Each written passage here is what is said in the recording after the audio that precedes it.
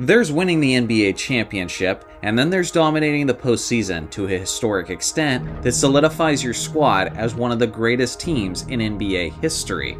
That's exactly what these 5 teams did. Today, we're looking at the 5 most dominant playoff runs in NBA history. And let me know in the comments section if you agree or disagree with these choices. Before I get started, let me explain what I'm looking at. We're not just looking at their wins and losses record, but obviously that is going to be a major factor. But along with that, we're also looking at the circumstances, the competition of who they played against, and how well their best players were playing when it truly mattered the most. So without further ado, let's get into it. Number 5, the Chicago Bulls in 1991. Of Michael Jordan's 6 NBA championships, his most dominant postseason run was definitely his first, as the Bulls were heading into those playoffs with a 61-21 record, and they were definitely a hungry and motivated team, as they had just been eliminated by the Detroit Pistons out of the playoffs for 3 seasons straight. They started things off by sweeping the 8th-seeded New York Knicks out of the NBA playoffs. After that, they did a convincing gentleman sweep of Charles Barkley and the Philadelphia 76ers. And then, in the Eastern Conference Finals, they got their revenge, as they completely swept Isaiah Thomas, Joe Dumars, and Bill Laimbeer out of the NBA playoffs, and the series wasn't all that competitive. Then, in the NBA Finals, after losing the first game, they went on to convincingly gentleman sweep the Los Angeles Lakers out of the NBA Finals, as Michael Jordan officially took the torch from Magic Johnson as the face of the NBA. Number 4, the 1989 Detroit Pistons. After losing in the NBA Finals in 1998 in 7 games to the Los Angeles Lakers, Isaiah Thomas, Joe Dumars, and the rest of the bad boy Pistons were ready to get their revenge. After an impressive 63-19 regular season, they headed into the NBA playoffs extremely hot, and they started things off by taking out their Eastern Conference rivals, the Boston Celtics, in a 3-game sweep. It is worth mentioning that Larry Bird did not play in this series though due to an injury. Then in the East semifinals, they swept a talented Milwaukee Bucks squad led by Sidney Moncrief. In the Eastern Conference Finals, they took out Michael Jordan, Scottie Pippen, and an upcoming Chicago Bulls team in 6 games. And then, in the NBA Finals, against the same team that eliminated them last year, they shockingly swept the Los Angeles Lakers in just 4 games. Usually, this is one of the least celebrated championship teams of their era. But when you consider the fact that they took out the Celtics, the Lakers, and the Bulls all in one dominant championship run, then you really can't help but give them a tremendous amount of respect. Number 3, the 2017 Golden State Warriors. After the heartbreaking loss to the Cleveland Cavaliers in the 2016 NBA Finals, Golden State had acquired one of the best players in the entire league in Kevin Durant, and they replaced a struggling Harrison Barnes with one of the greatest small forwards in NBA history. The outcome was all but a foregone conclusion, as they went 67-15 throughout the regular season, and then in the NBA playoffs, they swept the Portland Trail Blazers in 4 games. Then they swept the Utah Jazz in the semifinals, and then swept an incredibly talented San Antonio Spurs team in the Western Conference Finals. Although it is worth mentioning that Kawhi Leonard was lost after Game 1 due to an ankle injury. And then, in the NBA Finals, against the same team that had just eliminated them the previous season, they absolutely destroyed the Cleveland Cavaliers in 5 games.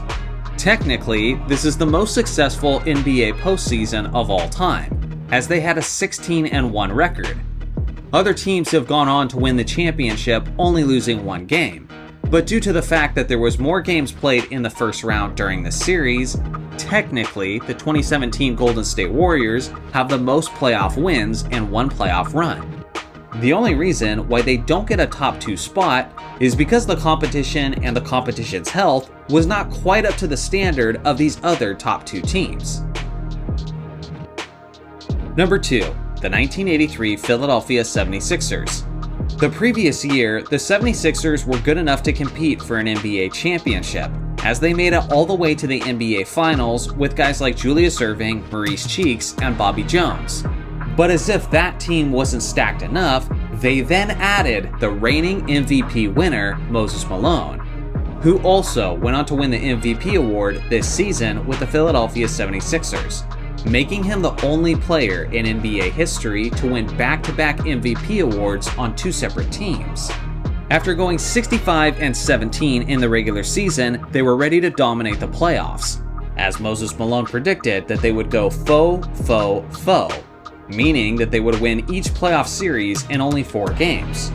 They swept a talented New York Knicks team in the Eastern Conference semifinals in just 4 games.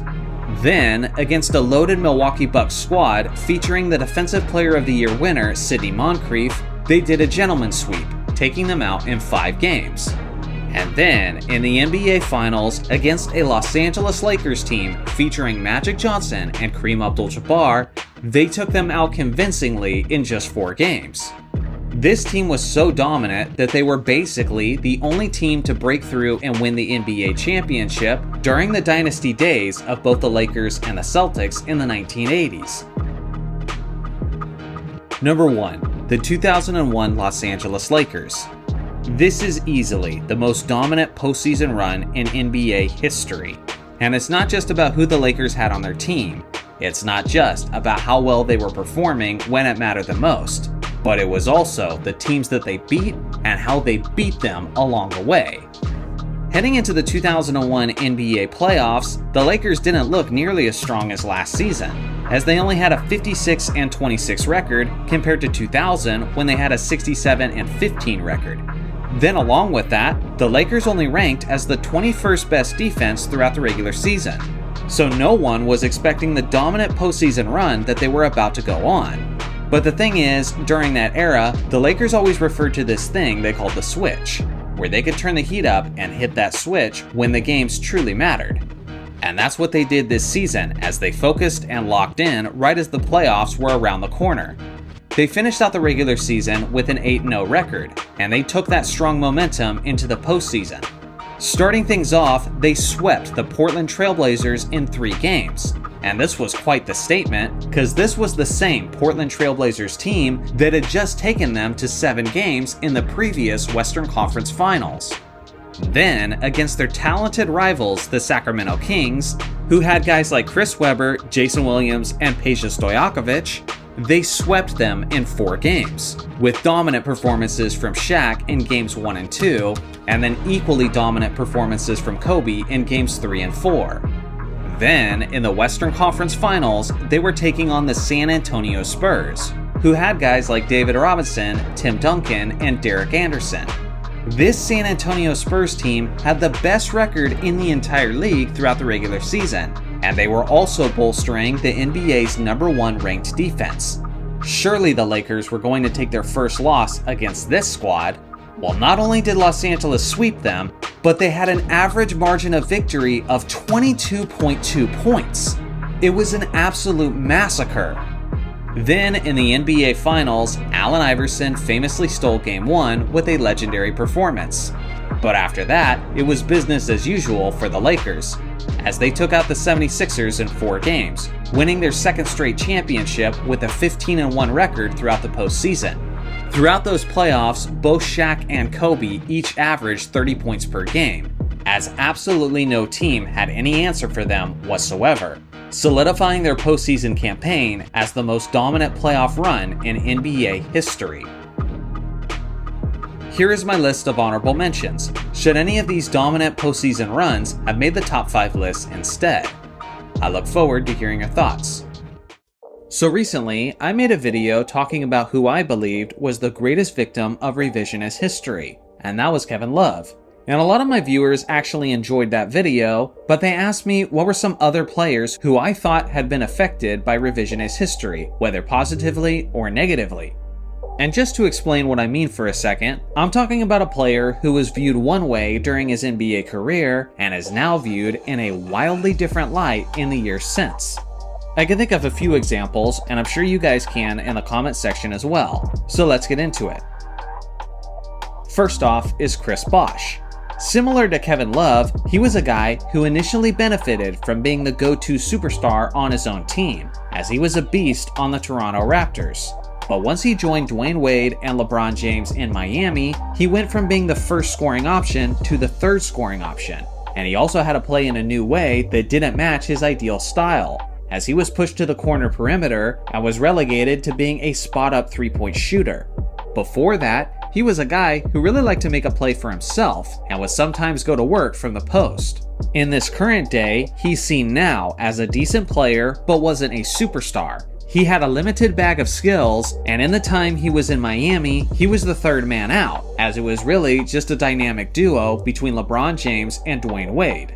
But how he was viewed back then was incredibly different, as he was seen as an elite power forward, and he was a guy who averaged roughly 24 points and 10 rebounds before he joined Miami. For goodness sake, he was third in the Eastern Conference in MVP votes, behind only LeBron James and Dwayne Wade, as he was an incredibly skilled and versatile superstar. Another guy who's experienced some revisionist history is actually Dirk Nowitzki, but the thing is, Dirk has actually benefited from the revisionist history. Nowitzki is seen now as a legendary player, as the best power forward of his era behind only Tim Duncan, and a lot of people think he was always a clutch, proven winner. But that's not really how he was seen back then.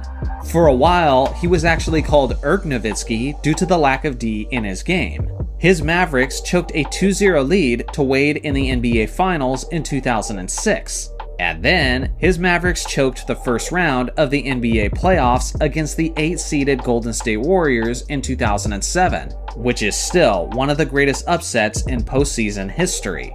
His Mavericks were making it to the NBA playoffs time and time again with well over 50 wins. They were usually between the first and third seed.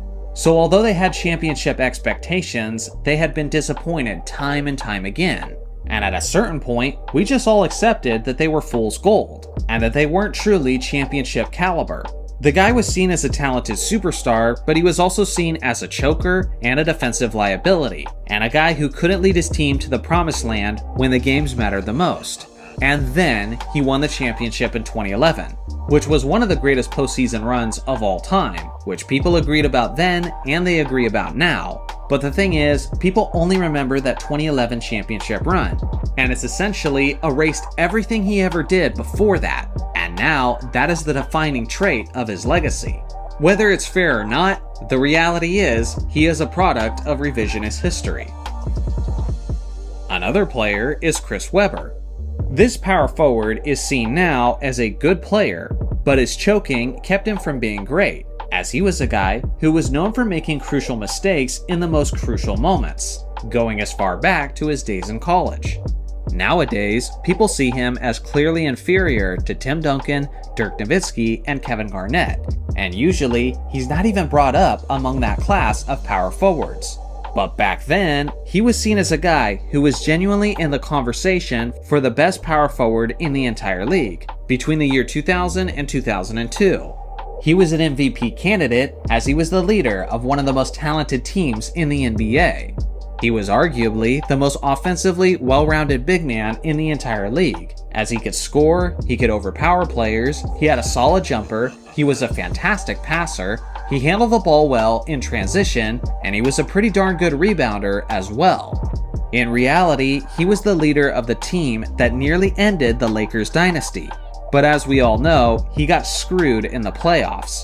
One can only imagine how much his reputation would change today if he had won that championship like he deserved in 2002. Another player is David Robinson. He's seen now as a guy who is clearly inferior to Hakeem Olajuwon and Shaquille O'Neal, and he always has been. People see him as a choker who was carried to a championship by Tim Duncan. Basically, his entire legacy is seen through the lens of his failure against Hakeem Olajuwon in the 1995 NBA playoffs. Unfortunately, some of those crucial moments have completely overshadowed how he was seen back then. At that time, he had an argument for the title of the best big man in the entire NBA, and the battle between him and Hakeem Olajuwon was a legit debate. He regularly led his San Antonio Spurs to 50 or 60 wins for basically a decade straight, but he just needed a bit more help to win a championship. He was seen as possibly the greatest defensive player of his era, and in the 1999 NBA championship run, he was seen as a co-star to Tim Duncan, as he was a 15 points, 10 rebounds type of guy while being the more impactful defensive player, as he even finished ahead of Tim Duncan in the Defensive Player of the Year voting. And the last guy I have on my list is Isaiah Thomas, who was the leader of the bad boy Detroit Pistons, who won back-to-back championships in 1989 and in 1990. But unfortunately, Isaiah is seen now as pretty much an asshole. He's seen as a poor sport, and his jealousy of MJ is basically his defining trait. People will say that he was an inefficient scorer, and he was nowhere close to the best players in the entire league. The thing is, my childhood was defined by the VHS tapes that I watched of the games my dad recorded from the 1980s playoffs. I witnessed his skills, I witnessed his greatness, and I became familiar with the way they talked about him during that era. Back then, people thought he was genuinely just one small step behind Magic Johnson and Larry Bird for the title of the best player. He was clutch as hell, and he was a leader. He could dominate the game with his scoring or facilitating. The common narrative about him was that he was a very likable guy who was always playing with a smile, but he just played alongside of a bunch of assholes, like Bill Laimbeer and Rick Mahorn. So now you've heard the guys that I think are the greatest examples of players who were affected by revisionist history. What are some of those players to you? In today's video, we're looking at the best of the very best, as I'm ranking the top 20 MVP seasons in NBA history. I'll be factoring in their overall impact, their statistical impact, how they were on the defensive end of the court, how they were as a leader, and how their team finished. So without further ado, let's get into it. Number 20, Magic Johnson in 1987. This was Magic at his absolute best, as he led the Showtime Lakers to have a dominant 65-17 record. He led the league in assists per game, as he had a dominant combination of both scoring and playmaking. And on the year, he averaged 23.9 points, 12.2 assists, 6.3 rebounds, and 1.7 steals, on 52% shooting from the field. This was the highest scoring season of Magic Johnson's career, and he also played in 80 games in that regular season. He was the ultimate example of a guy who made his teammates better, and although there was some fantastic competition for the award, like Michael Jordan, who was averaging 37 points per game, and Larry Bird, who was putting up 50, 40, 90 numbers while averaging nearly 30 points a game, you ultimately still had to give the nod to Magic, as he was the ultimate example of a winner and a leader this season. Number 19, Giannis Antetokounmpo in 2020. At only the age of 25, Giannis was the perfect combination of strength, power, and speed, as the Greek freak was all over the place on both ends of the court, as he was not only named the MVP that season, but he also won the league's Defensive Player of the Year award, making him one of the few players to achieve both awards in the same season. On the year, he averaged 29.5 points, a career-high 13.6 rebounds, and 5.6 assists on 55% shooting from the field. In a pandemic-shortened season, he led his Milwaukee Bucks to a dominant 56-17 record. And thanks to his tremendous impact as a help defender, his Bucks were also the number 1 ranked defense that season. Number 18, LeBron James in 2009. This was an absolute stellar season from a 24-year-old James, as he played 81 of the 82 regular season games, and this was arguably his absolute peak form from an athletic perspective. Not only did he win the MVP, but he was second overall in the Defensive Player of the Year voting. Despite having just an average supporting cast, he led his Cleveland Cavaliers to a dominant 66-16 record, far exceeding their expectations. On the year, he averaged 28.4 points, 7.6 rebounds, 7.2 assists, and 1.7 steals, on 48.9% shooting. In my opinion, there was never a point where LeBron was more explosive than he was this season. Number 17, Michael Jordan in 1992. MJ himself is on record for saying that he believed this was his peak form in 1992. And who are we to question him? as he was the MVP and 3rd overall in the Defensive Player of the Year voting. MJ led the league in scoring with 30.1 points per game, but he also chipped in 6.4 rebounds, 6.1 assists, and 2.3 steals, while shooting 52% from the field. Under his leadership, his Chicago Bulls steamrolled through the Eastern Conference, with a league-leading 67-15 record. This version of MJ was especially deadly because not only did he have the maturity and the experience, but he was still youthful enough that he was pretty close to his peak athleticism.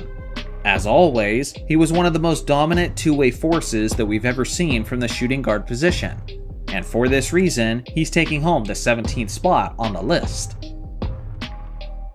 Number 16, Kevin Garnett in 2004. I think a lot of people forget just how great the big ticket was in his prime. This year, he led his entire team in all 5 major stat categories, and he's one of only 5 players in NBA history to achieve that feat. Along with that, he played all 82 games that season, as he averaged 24.2 points, a league-leading 13.9 rebounds, 5 assists, 1.5 steals, and 2.2 blocks, on 50% shooting from the field. He led the Minnesota Timberwolves to a solid 58-24 record, which was especially a big deal for this squad, seeing how that was the first time that the Wolves had had that kind of success, and also seeing how they are statistically the most losing franchise in NBA history. Given his all-around impact, and given the way he affects the game on both ends of the court, he was able to climb pretty high up on this list. Number 15, Kareem Abdul-Jabbar. This was only his sophomore season in the NBA at the age of 23, and despite that fact, he was still able to lead his Milwaukee Bucks to a ridiculous 16-16 record, as they not only had the best offense in the entire league, but the best defense as well. Not only did he play all 82 games, but he used his iconic hook shot to lead the league in scoring, as he averaged 31.7 points, 16 rebounds, and 3.3 assists, on a stellar 57.7% shooting from the field. You would probably be safe to assume that he was in one of the top 3 spots in blocks per game. But unfortunately, the NBA didn't start officially keeping track of both blocks and steals until the 73-74 season. So for this reason, we're only left to guess what his blocks numbers would have been. But without question, he was one of the best, if not the best, rim protector in the NBA at that time. Number 14, Hakeem Olajuwon in 1994. At the age of 31, Hakeem appeared to be just as good as he had ever been before, as he was constantly hosting block parties while giving the opponents the dream shake on the offensive end of the court. Not only was he the league's MVP, but he was also the Defensive Player of the Year. He played 80 of the 82 regular season games, and that season, he averaged 27.3 points, 11.9 rebounds, 3.6 assists, 1.6 steals, and a whopping 3.7 blocks, on 52.8% shooting. Whether it be on offense or defense, the dream operated like poetry in motion, as he led his Houston Rockets to a 58-24 record. Ultimately, I might regret not having him any higher than the 14th spot on this list, but regardless, his 1994 season deserves a ton of respect. Number 13, Wilt Chamberlain in 1960. This wasn't even Wilt Chamberlain in his prime form, as he was only the age of 23 in his rookie season in the NBA. That's right, in his debut year in the NBA, he was named the league's MVP, as he led the league in minutes per game at an astonishing 46.4, so obviously he was leaned upon heavily. Beyond that, he also led the NBA in scoring and in rebounding, as he averaged 37.6 points per game and 27 rebounds a game. He even found time to chip in with 2.3 assists. His Philadelphia Warriors finished the NBA season with a 49-26 record, which was a 17-game improvement from the previous season. And as I mentioned earlier about Kareem Abdul-Jabbar, unfortunately, Wilt Chamberlain didn't have the benefit of having the blocks and steals numbers available to him, since those weren't officially tracked until the early 1970s. Number 12, Michael Jordan in 1991. Jordan and the Bulls were on an absolute mission this season, as they had just been eliminated in the NBA playoffs by the Detroit Pistons for the third season straight. Physically, he was the strongest he had been up to that point, as he had spent a ton of time in the gym preparing his body for the physical battles. He led his Bulls to their first 60-win season, as they had a 61-21 record. On the year, he averaged a league-leading 31.5 points, 6 rebounds, 5.5 assists, 2.7 steals, and 1 block, on an absurd 53.9% shooting from the field, which is a level of efficiency that is almost completely unheard of from a guard who's averaging over 30 points per game. Beyond that, I hadn't even got to his defensive play on the court, as he finished 7th overall in the Defensive Player of the Year voting. Also consider the fact that MJ was always available, as he played all 82 games that season, solidifying his fantastic ranking on this list. Number 11. Larry Bird in 1985. At this point in his career, Bird was doing just about everything out there on the court, as he led his Boston Celtics to a 63-19 record. He was very close to his first 50-40-90 season, as he shot 52% from the field, 43% from three-point range, which was nearly unheard of during that era, and 88.2% from the free throw line. He also averaged a solid 28.7 points, 10.5 rebounds, which is amazing for a small forward, 6.6 assists, and 1.6 steals. His leadership, his playmaking, and his tremendous basketball IQ all were pivotal to his team's success, as this 28-year-old assassin was arguably never better than he was this season. Number 10. Oscar Robertson in 1964. This was a couple years after his famous triple-double season, but he was pretty darn close to averaging a triple-double yet again, as he averaged an amazing 31.4 points, a league-leading 11 assists, and 9.9 rebounds on 48.3% shooting. It's also worth pointing out that he usually doesn't get enough credit for being one of the best free throw shooters in the entire league. And in this season specifically, he led all players in free throw efficiency, hitting a stellar 85.3% from the charity stripe. Thanks to his amazing all-around performance, he led his Cincinnati Royals to a 55-25 record. He wasn't the most flashy player, as he was kind of like the Tim Duncan of the point guard position, in the sense that he was extremely reliable and always got the job done without the most exciting highlights. Regardless of how you look at it, this was easily one of the greatest MVP seasons of all time. Number 9. Nikola Jokic in 2024. He's been an NBA MVP 3 separate times in his career, and some would argue that he should have been an MVP for 4 seasons straight. So you can definitely argue which one of those MVP seasons was his very best. But for me personally, it's the one we just witnessed, as the 28-year-old Jokic dominated the stat sheet while playing the most games he had ever played in an MVP season. And let's be honest, at 79 of the 82 regular season games, that's something that's almost unheard of in the modern NBA. On the year, he averaged 26.4 points, 12.4 rebounds, and 9 assists, while making an incredible 58.3% of his shots. He was also huge for the Denver Nuggets when closing out games, as he finished 4th overall in the Clutch Player of the Year award. At this point, we're starting to take for granted just how incredible this guy is as a facilitator, which is something we've never seen from the center position since Wilt Chamberlain.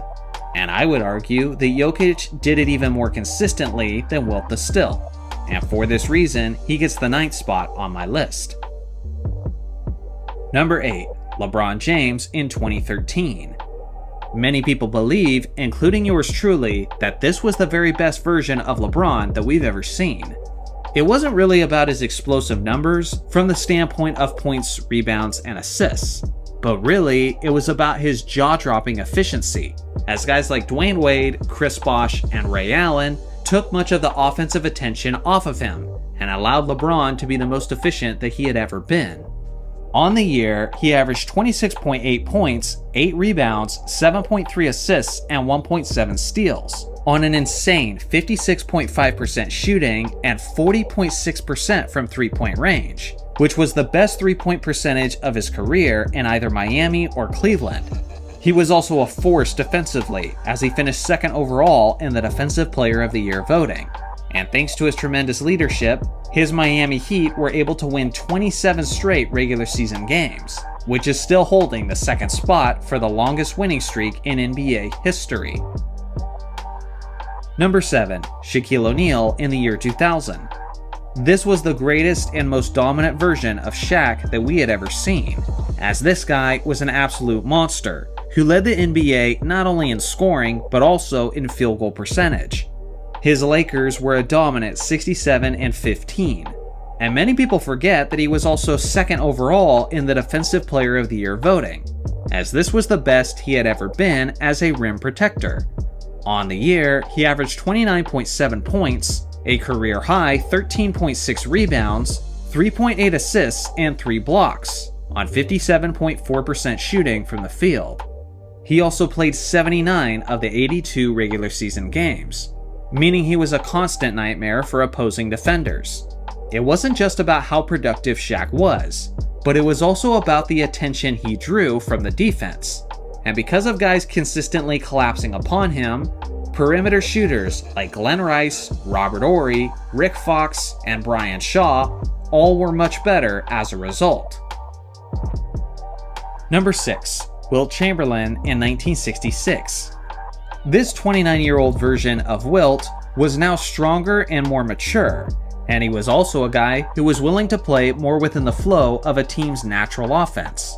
He played 79 of the 82 regular season games, and played a ridiculous 47.3 minutes per game, meaning he was consistently taking advantage of backup centers. On the year, he led the NBA in scoring, in rebounding, and in field goal percentage, as he averaged a ridiculous 33.5 points, 24.6 rebounds, and 5.2 assists on 54% shooting from the field. Of course, he was arguably the greatest rim protector at the time, right alongside of Bill Russell. Thanks to his all-around dominant effort, his 76ers finished the season with a 55-25 record. And although this isn't quite the best version we ever saw of Wilt Chamberlain, it was pretty darn close. Number 5. Michael Jordan in 1996.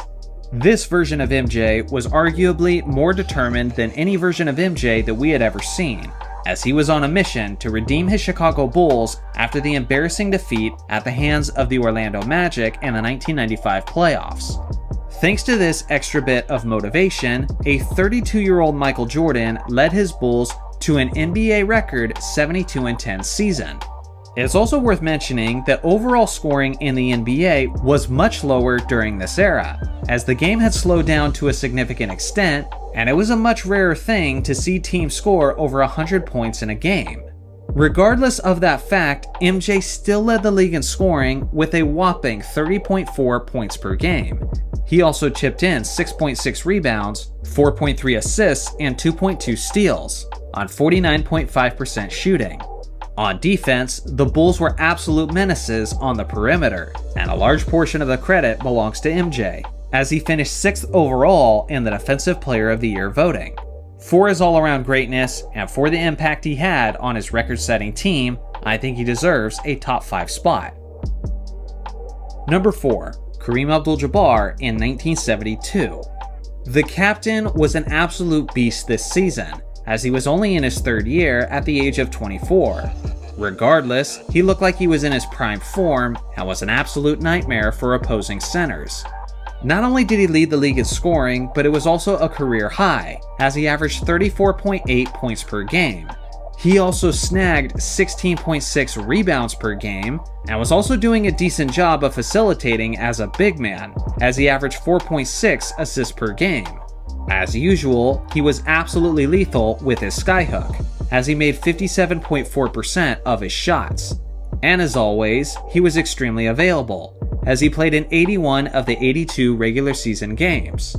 Thanks to his goofy video game numbers, and his tremendous impact on both ends of the court, his Bucks finished the NBA season with a 63-19 record. Regardless of the fact that Wilt Chamberlain was still in the league with the Los Angeles Lakers, at this point in time, Kareem Abdul-Jabbar was widely seen as the best center in the NBA. Number 3. Wilt Chamberlain in 1967.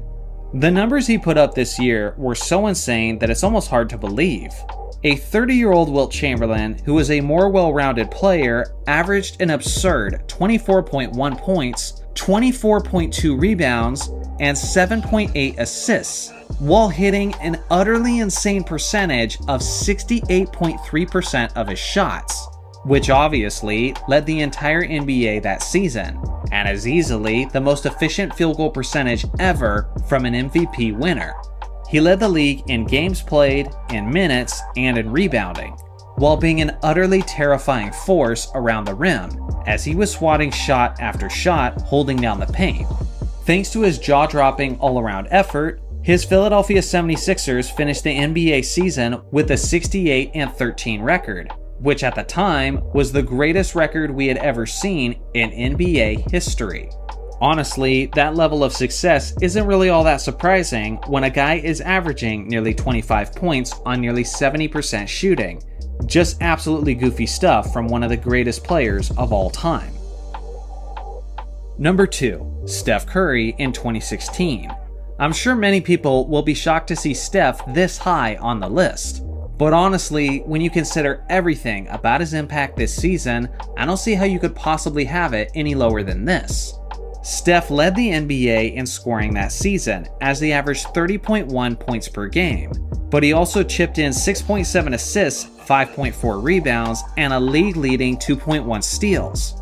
On top of that, he was the epitome of efficiency, as he had an insane 50-40-90 season where he shot 50.4% from the field, 45.4% from the three-point line, and 90.8% from the free throw line.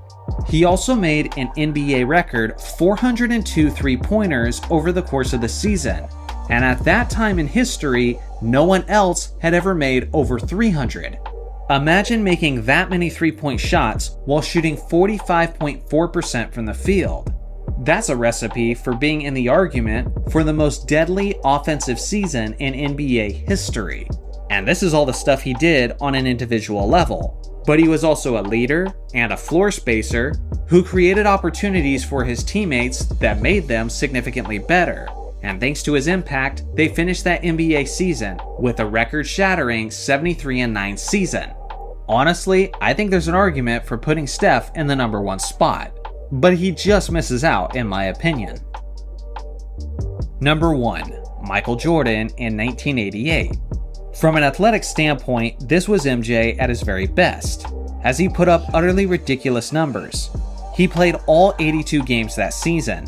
He led the NBA in minutes per game at 40.4, and he also averaged 35 points per game, 5.9 assists, 5.5 rebounds, 3.2 steals, and 1.6 blocks on 53.5% shooting. He was an absolute menace on defense, as he was getting plenty of steals and he was harassing players all over the court as a shot blocker. He was the MVP and the Defensive Player of the Year in the same season, but he was also the only player in NBA history to lead the league in scoring and be the Defensive Player of the Year in the same season. Thanks to this monstrous effort from the GOAT, his Bulls finished with a 50-32 record.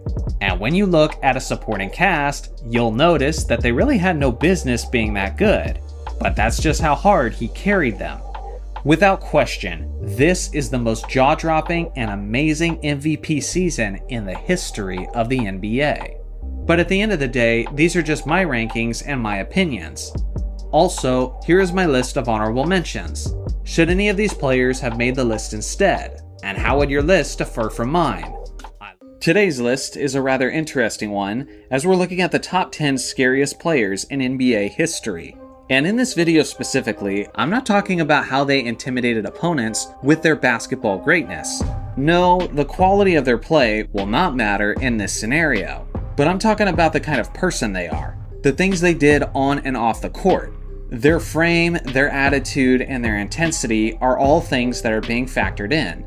And there's a lot of different candidates, and I have a very long honorable mentions list. So please, let me know in the comments section below if you agree or disagree with my choices. Starting off with number 10, Dennis Rodman. Sure, he was one of the greatest rebounders and greatest defensive players of all time, but this guy was also a pest, as they often referred to him as Dennis the Menace. If there was an altercation going down on the court, he was usually involved. And not only was Rodman extremely different for that time, but he was also extremely unpredictable, which added to his level of intimidation on the court. Later in his career, he put on tons of muscle, and was not only an athletic freak, but was incredibly strong as well. And earlier in his career, he was a member of the bad boy Detroit Pistons, and had plenty of instances where he caused physical abuse to guys like Michael Jordan and Scottie Pippen, who would go on to be his future teammates. Ultimately, he might not be the scariest person on the list, but I do think he was just intimidating enough for a top 10 spot. Number 9, Draymond Green. Green has a lot of things in common with Dennis Rodman, but I actually put Green just a little bit higher on the list, due mostly to the fact that he's known for some really bad blows, and some really nasty cheap shots. He might not put fear into his opponents with his basketball play, and with his general tough guy mantra, but he is unpredictable, and you don't know if he might step on your chest, put you in a stranglehold, or just whip around and love tap you in the face. Like I alluded to earlier, he's still active within the NBA currently, so he's got plenty of time to climb up the list. So go get him, Draymond. Number 8, Latrell Sprewell. This guy was a 4-time NBA All-Star, but that's probably not what he's going to be remembered for years to come, but rather for the decisions he made that put people in fear around him, like when he choked his head coach and dragged his body. Beyond that, he was frequently involved in altercations on the basketball court, and was known for his extremely explosive personality. He was a great player for sure, but unfortunately, that's far outweighed by his reputation of being an unstable player. Number 7, Charles Oakley. Back in the 1980s, this guy was known to be an intimidating enforcer, and for a while, he was the guy who was responsible for protecting Michael Jordan. But whenever something was going down on the court, and hands were being thrown, you could bet Charles Oakley was right in the middle of it, as it happened time and time again. This guy just couldn't stay out of trouble, whether it be during his NBA career or afterwards. And during his playing days, he got into some fights with Alonzo Mourning, Tony Delk, Charles Barkley, Xavier McDaniel, and Jeff McGinnis. Even after his playing career, he had a famous altercation in the stands at Madison Square Garden, so clearly he hasn't changed with age. Number 6, Xavier McDaniel. He's also an underrated player that many people have forgotten about, and I do remember his quality all-star athleticism. With that being said, this guy was always getting in physical altercations, like in his battle with Charles Oakley, and he even got into it with guys like Michael Jordan. This guy was quite the trash talker, and whenever something was going down on the court, he was also a dude who was always in the middle of it. But beyond that, it was the aggressive nature of his altercations that made him particularly scary, like the fact that he couldn't stop putting his hands on other dudes' throats, like in this iconic image where he's seen choking Wes Matthews. And then several years later, he tried the same crap on Juwan Howard. He's definitely a guy that you need to keep an eye on at all times if you're on the court with him. Number 5, Jerry Stackhouse. This guy was an absolute bucket getter in the early 2000s, and for a while, I remember him challenging Allen Iverson and Kobe Bryant for the NBA scoring title. People remember that about him, and they also remember him being teammates briefly with Michael Jordan, and him being one of the players who didn't enjoy his time with MJ. But beyond that, he was actually a brawler, and someone who was frequently getting into fights with other players, sometimes on the opposing team, but sometimes on his own team as well. Like how he went to blows with Allen Iverson while they were both on the 76ers. He also got into it with guys like Jeff Hornacek, Christian Laettner, and Kirk Snyder. And he wasn't a guy who was very bashful about it, as you can see him speaking boldly about it in this clip on ESPN. At the end of the day, he was one of those guys who always had that dog in him, as he had these numerous brutal altercations over a 10-year stretch. So again, he's definitely a guy that you wouldn't want to catch in a bad mood. Number 4, Bill Laimbeer. On the defensive end, this guy was the face of the bad boy Detroit Pistons. And almost every time there was an altercation on the court, he was typically the guy that instigated it. This guy reveled in his negative reputation, as he was often the most disliked player in the entire league. It even earned himself some nicknames like his Heinous and the Prince of Darkness. In Larry Bird's own words, he described him this way: his teammate Rick Mahorn would foul you hard, but Bill Laimbeer would try to hurt you. Laimbeer was always a guy who would sneak his feet under the jump shooter, or who would pummel a guy on his way to the rim. It is widely believed by many longtime basketball fans that it was his physical play that ultimately led the NBA to regulate the flagrant foul rule in the 1990 season. During that era, if you ever saw him on the other end of the court, then you best be assured that you're not getting through this game unscathed. Number 3. Karl Malone. Yes, he was one of the greatest power forwards in the history of the league, as he was one of the most consistently dominant scorers that we've ever seen. Along with that, the mailman was one of the strongest players in league history, with his extremely intimidating 6'9" frame. He was a very physical player in the post, both offensively and defensively. And one of the biggest ways he got physical with the opponent was with his devastating elbows. He loved to swing his elbows around to clear out space, and oftentimes it resulted in some major damage for the opponent, like this insane blow to David Robinson that basically put him to sleep. He also had another insane blow to the Detroit Pistons' Isaiah Thomas, who described the blow by saying it felt like he had been hit by a truck. And again, that's about all the stuff on the court. If we got into his stuff off the court, then he might just have to take the number 1 spot. Let's just say that this guy and this guy have something in common. Number 2. Ron Artest.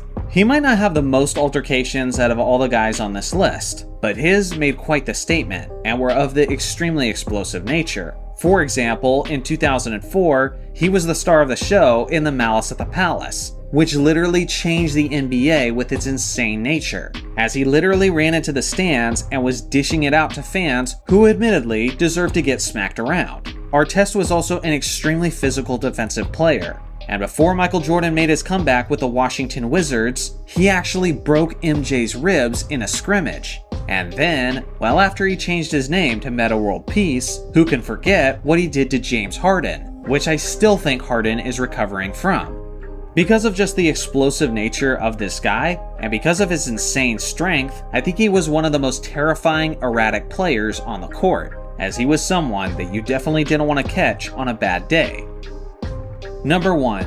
Vernon Maxwell. I firmly believe that this guy securely deserves the number 1 spot. For goodness sake, his nickname was Mad Max, and it was very well deserved, as this guy got into altercations with just about everyone. Spectators in the crowd, opponents, teammates, and just the gravity of those disputes were incredibly insane. For example, he admitted with his own words that he nearly did this to Hakeem Olajuwon. For goodness sake, if this is what you've got for teammates, then who the hell needs enemies? As if that wasn't enough, in the year 2000, when he played for the Seattle Supersonics, he famously didn't get along with the team's leader, Gary Payton. Which I know, crazy right, that these two guys wouldn't get along. Eventually, Mad Max became so furious that he tried to attack Gary with a dumbbell in the locker room. And he was so reckless and relentless about it that he actually injured 2 of his teammates who were trying to stop him from getting to Gary. These are just the most extreme examples of his altercations with teammates. But believe me, it's far from the only examples of the numerous altercations he got into. When it comes to scary NBA players, this guy is indisputably the GOAT. Here's my list of honorable mentions. Should any of these players have made the list instead? I look forward to hearing your thoughts in the comment section below. So on my channel, I'm closing in on 200,000 subscribers, which means that I'm getting my video ready to answer 200 questions from my subscribers. One of the questions that I received over and over again is which team was the greatest basketball team of all time if every player on the roster was in their prime. Seeing that this was a really fun question and that I really needed time to flesh out my thoughts, I figured I'd give this one its own individual video. So these are the top 16 teams in NBA history, in my opinion, if all the players involved were in their prime. The reason I picked 16 is pretty simple, because at some point I might like to run a playoff simulation in NBA 2K. Let me know and me and my editor will get it ready. starting off with number 16, the 06 to 07 Miami Heat. The hypothetical starting lineup would be Gary Payton, who was a Defensive Player of the Year winner and a 20 points per game scorer in his prime. You have Dwayne Wade, who was a great defensive player as well and a 30 points per game scorer. You had Eddie Jones, who was a perennial all-star, Antoine Walker, who was a great three-point shooter and a scorer in his own right, and you have a prime Shaquille O'Neal, who was the most dominant player in modern NBA history. Some of the noteworthy players who would be coming off the bench would be Alonzo Mourning, who was an elite two-way player in his own right, and Jason Williams, who was a solid playmaker and a highlight machine. Number 15, the 2021 to 2022 Los Angeles Lakers. It's hard to say whether or not these guys would have on-court chemistry if they all were in their primes, but without question, they would be incredibly talented. You have Russell Westbrook in his triple-double 30 points per game form. You have Carmelo Anthony, probably from his days as a Denver Nugget. You have LeBron James, who is going to be in his impressive 2013 Miami form. Then there's Anthony Davis and Dwight Howard, which will make them one of the greatest interior defenses of all time. That's just the starting unit. Coming off the bench would be a prime Rajon Rondo, Isaiah Thomas, DeAndre Jordan, and Trevor Ariza. Number 14, the 98 to 99 Los Angeles Lakers. The starting lineup would be Derek Fisher, Kobe Bryant, Glenn Rice, Dennis Rodman, and Shaquille O'Neal. Some of the more noteworthy players to come off the bench would be one of the most clutch shooters of all time, Robert Horry, Eddie Jones, and Eldon Campbell. Number 13, the 1979 to 1980 Boston Celtics. The starting lineup would be Nate Tiny Archibald, Pistol Pete Maravich, Cedric Cornbread Maxwell, Larry Bird, and Dave Cowens. 4 of these guys were either MVP winners or MVP finalists. The only guy who wasn't was Cedric Maxwell, but he was also a Finals MVP winner. One of the more noteworthy players to come off the bench would be ML Carr. Number 12, the 2012 to 2013 Los Angeles Lakers. At that point in time, Steve Nash was nowhere close to his prime, as he was approaching the age of 40 and was having plenty of back problems. But this time, he'd be the floor general in his peak form. Alongside of him would be a peak Kobe Bryant, Ron Artest in his Defensive Player of the Year form in Indiana, and Dwight Howard, who would be just as good as he was in Orlando well before the back surgery. One of the more noteworthy players to come off the bench would be Anton Jamison, who was one of the best scorers in the league during the early 2000s. Number 11, the 1985 to 1986 Boston Celtics. The starting lineup would be Danny Ainge, Dennis Johnson, Larry Bird, Kevin McHale, and instead of Robert Parrish, it would be a prime Bill Walton. It's also worth considering that Dennis Johnson gets a significant boost as he would be in his Finals MVP form from his Seattle Supersonics days. Robert Parrish is obviously the one coming off the bench, as he was a great defensive player and a 20 points per game scorer. Number 10, the 17 to 18 Cleveland Cavaliers. Starting at point guard would be Derrick Rose, who would be in his young MVP form. Then you have Dwayne Wade, LeBron James, and Kevin Love. And people forget that Love was one of the league's top scorers and the game's top rebounder while he was in Minnesota.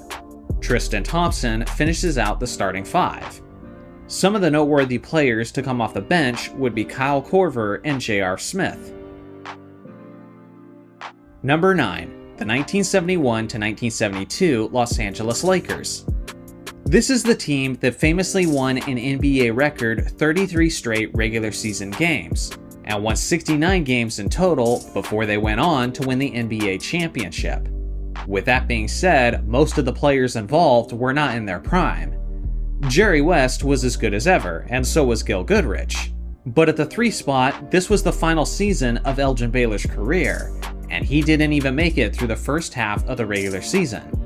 Then you have Happy Hairston, and now a prime Wilt Chamberlain, who was in his 1962 50 points and 25 rebounds per game form. One of the noteworthy players to come off the bench was Jim McMillan. Number 8. The 2012 to 2013 Miami Heat. The starting five would be Mario Chalmers, Dwayne Wade, Ray Allen, LeBron James, and Chris Bosh. You gotta remember, this team won 27 straight regular season games, but guys like Bosh and Wade had already taken a significant step back. The only guy that was actually in his prime was LeBron James. But now you're getting a Ray Allen who was capable of averaging 25 points per game and who was even an above-the-rim player. Without question, Ray Allen being in his peak form is the greatest upgrade for this squad. Some of the noteworthy players to come off the bench would be a peak Rashard Lewis, who was a great scorer and an all-time great three-point shooter, Shane Battier, who was a fantastic defensive player, and Mike Miller, who was a solid three-point shooter.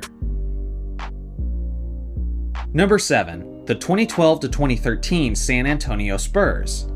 You would have Tony Parker in his finals MVP form, and then you would have a peak Tracy McGrady, who would be just as good as he was in Orlando in the early 2000s.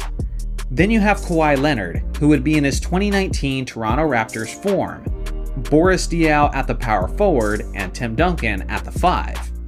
Some of the more noteworthy players to come off the bench would be Manu Ginobili, Danny Green, and a 20 points per game scorer in Steven Jackson. Number 6. The 1985 to 1986 Philadelphia 76ers. One of the best playmakers and pickpockets of the era was Maurice Cheeks, and alongside of him would be a fantastic scorer in Andrew Toney. That small forward would be Julius Erving. The power forward would be an MVP form Charles Barkley, and the starting center is one of the most underrated players of all time, the 30 points and 15 rebounds per game Moses Malone. Coming off the bench would be one of the greatest scorers in NBA history, who averaged as high as 34 points per game in the 1970s, and his name is Bob McAdoo, who was also an MVP winner. Another bench player would be the Secretary of Defense Bobby Jones, who was simply one of the greatest defensive players of all time. Number 5. The 1984 to 1985 Los Angeles Lakers. Now picture the Showtime Lakers in all of their glory, but instead of just Kareem Abdul-Jabbar being in his usual Showtime form, he is even better, as he is as good as he was on the Milwaukee Bucks in the early 1970s. The starting five would be Magic Johnson, Byron Scott, James Worthy, Bob McAdoo in his 34 points per game form, and Kareem Abdul-Jabbar. Coming off the bench would be an NBA Hall of Famer Jamal Wilkes, and one of the greatest role players and 3-and-D players of all time, Michael Cooper. Number 4. The 2010 to 2011 Boston Celtics. Obviously, they would have all the great attributes that they had of the team that won the championship in 2008. But Paul Pierce is better because now he's in his early 2000s prime form. Kevin Garnett is in his Minnesota Timberwolves 2004 MVP form. Ray Allen is much better as he's in his 25 points per game form. And even Rajon Rondo is now in his 2012 form instead of 2008. This team instantly becomes so much better. And oh yeah, starting at the center is now the most dominant player in modern history, Shaquille O'Neal. Coming off the bench would be one of the guys who was one of the best bigs in the Eastern Conference for a short period of time, and that's Jermaine O'Neal. Number 3. The 2003 to 2004 Los Angeles Lakers.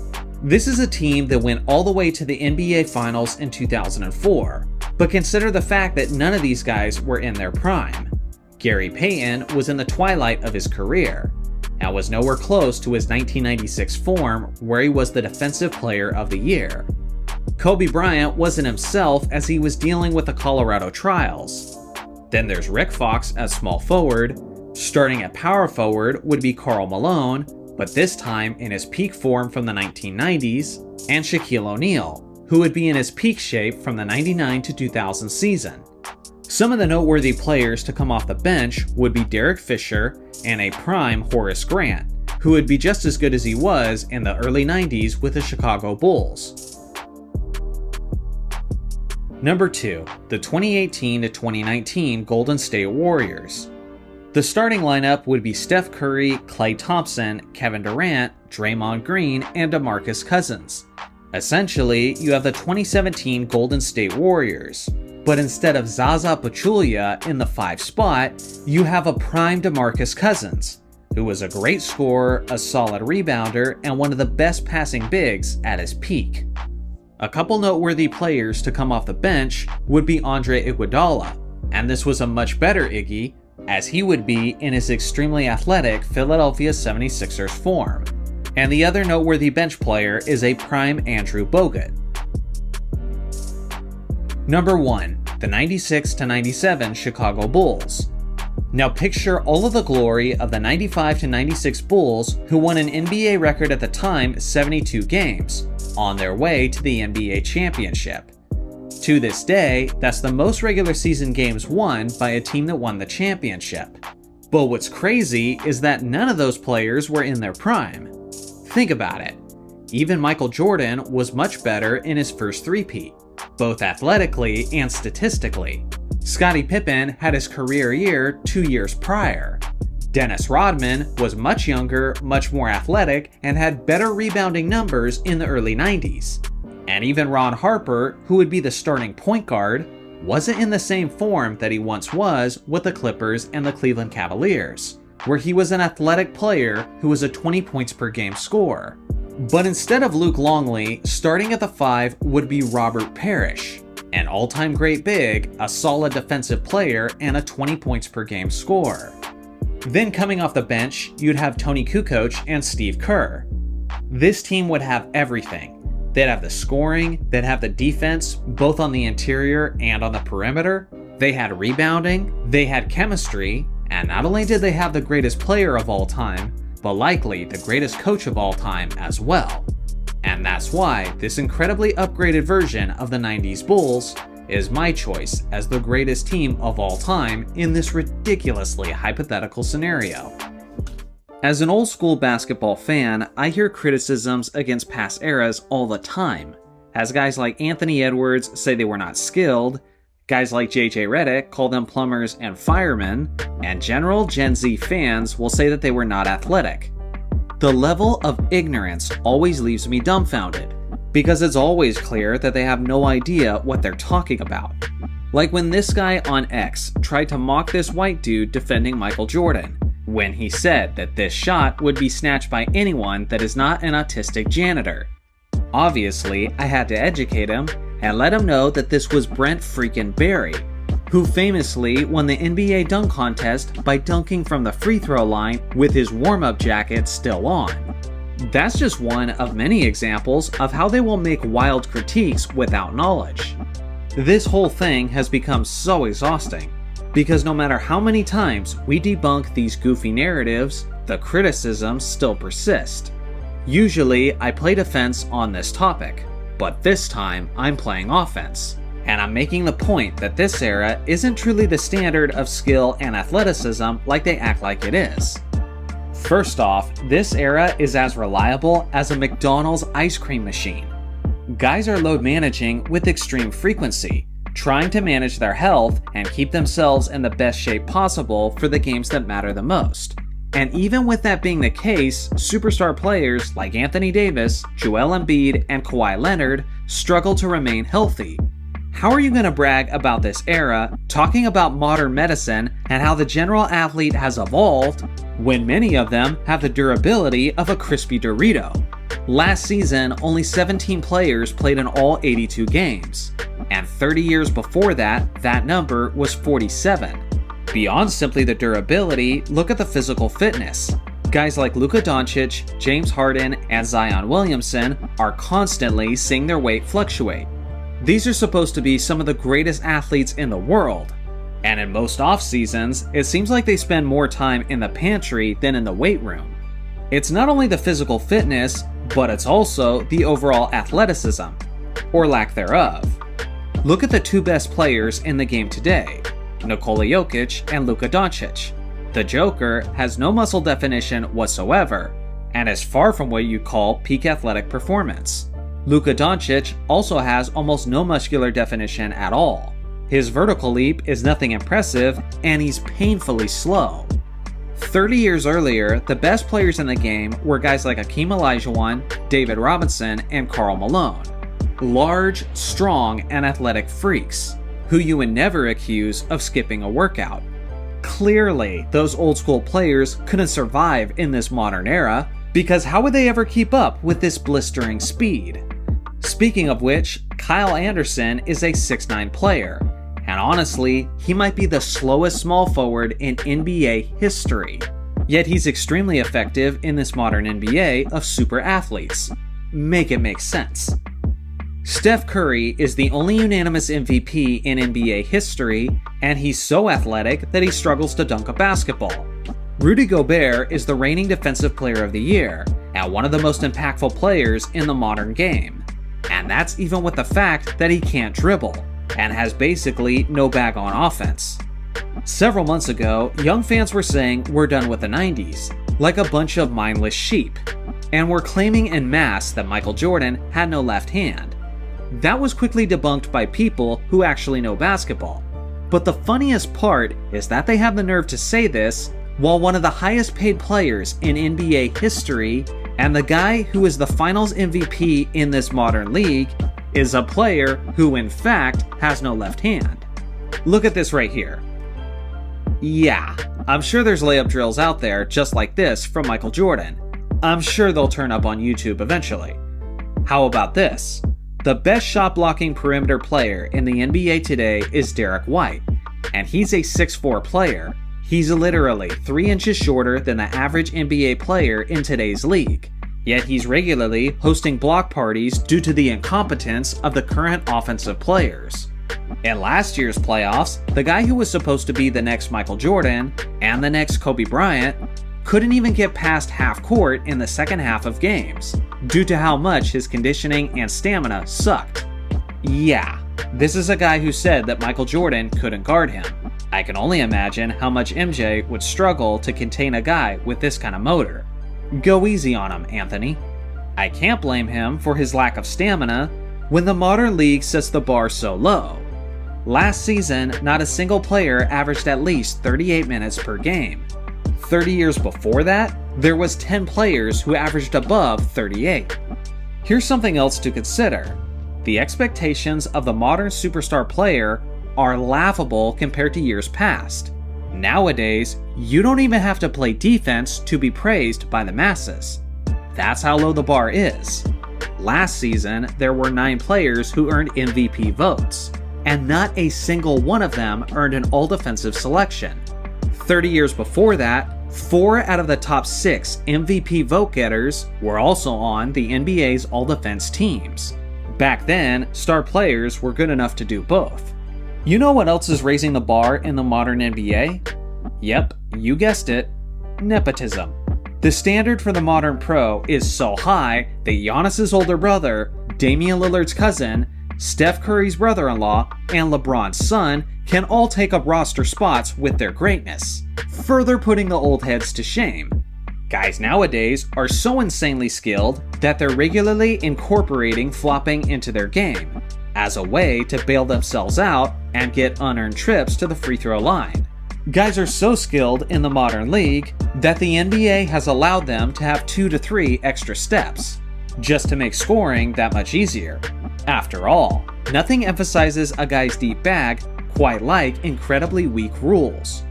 You guys get the point. The same stupid logic that condemns players from previous generations can easily be done to condemn this current generation. You might assume that the entirety of this video is going to be negative and sarcastic, and the point is just one major screw you to the fans and the players of this era. But that's actually not my ultimate point. My closing point is that all of this is exactly what makes the game of basketball so beautiful. In reality, guys like Magic Johnson, Larry Bird, Nikola Jokic, and Luka Doncic are all the same type of athlete, in the sense that nothing about them is particularly jaw-dropping from a pure athleticism standpoint. But it's their timeless skills and their attention to detail that separates them from the rest of the crowd. The same things that made them special back then would make them special now, and the same things that make them special now would make them special back then. Basketball isn't a sport that simply rewards brute strength and raw speed, but it's an art form that's understood and mastered by the best basketball minds within the league. If it simply rewarded freakish athleticism, then guys like Shannon Brown, Gerald Green, and Daryl Griffith would be some of the greatest players of all time. There's certain things you have to have as a player to reach that level. And personally, that's the most frustrating thing about the casual fans who make these blanket criticisms of entire eras, because they're missing the nuance of what makes the game so unique. The problem with modern basketball discourse is that it's become overrun by fanboys who like their favorite player more than they like the game itself. In their minds, honest and genuine takes are not the priority, but rather it's whatever supports the guy that they're partial to. There isn't necessarily anything inherently wrong with that, but it certainly makes the entire discourse less about the nuanced aspects of the game, which is what hardcore fans like myself are here to talk about. As usual, the truth lies somewhere in the objective middle. For example, if you took a guy like Steph Curry and dropped him in the 1980s, there would be pros and there would be cons. On one hand, he would struggle to create space with his ball handling, seeing how guys could hand check him and make it difficult for him to fully utilize his dribbling skills, due to the fact that he's always being crowded by the defender.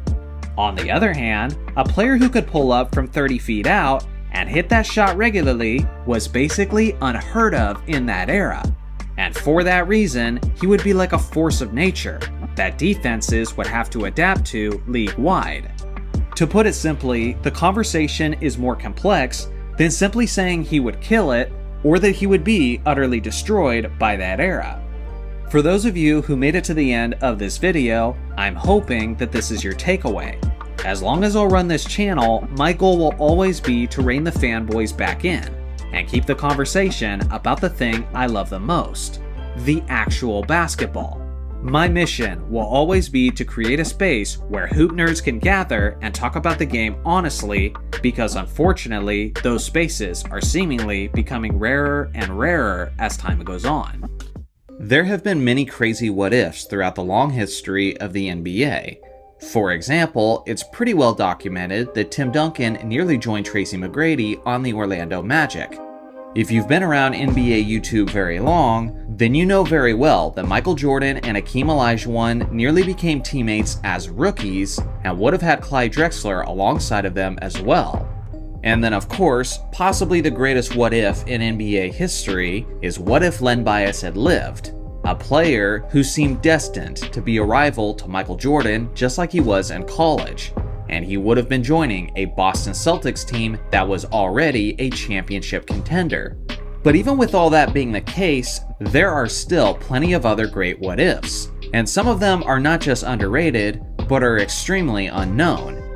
Today, we're looking at some of those significant but under-recognized what ifs of NBA history, and let me know in the comments if you think there are some other ones that are worth recognizing. So without further ado, let's get into it. First off, Kareem Abdul-Jabbar to the New York Knicks in 1974. As we all know, Kareem is one of, if not the greatest center in NBA history, and he won a championship with the Milwaukee Bucks before eventually going to the Los Angeles Lakers, where he won 5 more rings. The thing is, that easily could have been New York instead of Los Angeles, because in September of 1974, his famous co-star for the Bucks, Oscar Robertson, retired. And afterwards, Kareem was unable to negotiate a new contract with the Milwaukee Bucks. He had grown frustrated with the situation and was ready to head to a new direction.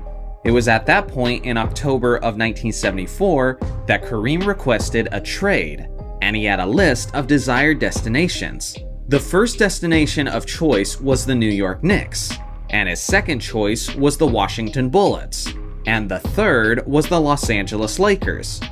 Months passed, and later on in March of 1975, Kareem once again stated that he would like to be traded, but this time his preferred list had shrunk to just the New York Knicks or the Lakers. but preferably he wanted to go to New York. As you all know, eventually the trade materialized, but he was sent to Los Angeles, forever changing the course of history for Lakers basketball. But just take a moment and imagine if he had gone to New York instead.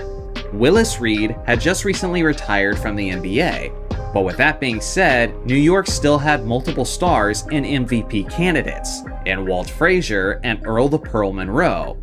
So they had their perimeter locked down that made them a decent team, but what they needed was a superstar big man.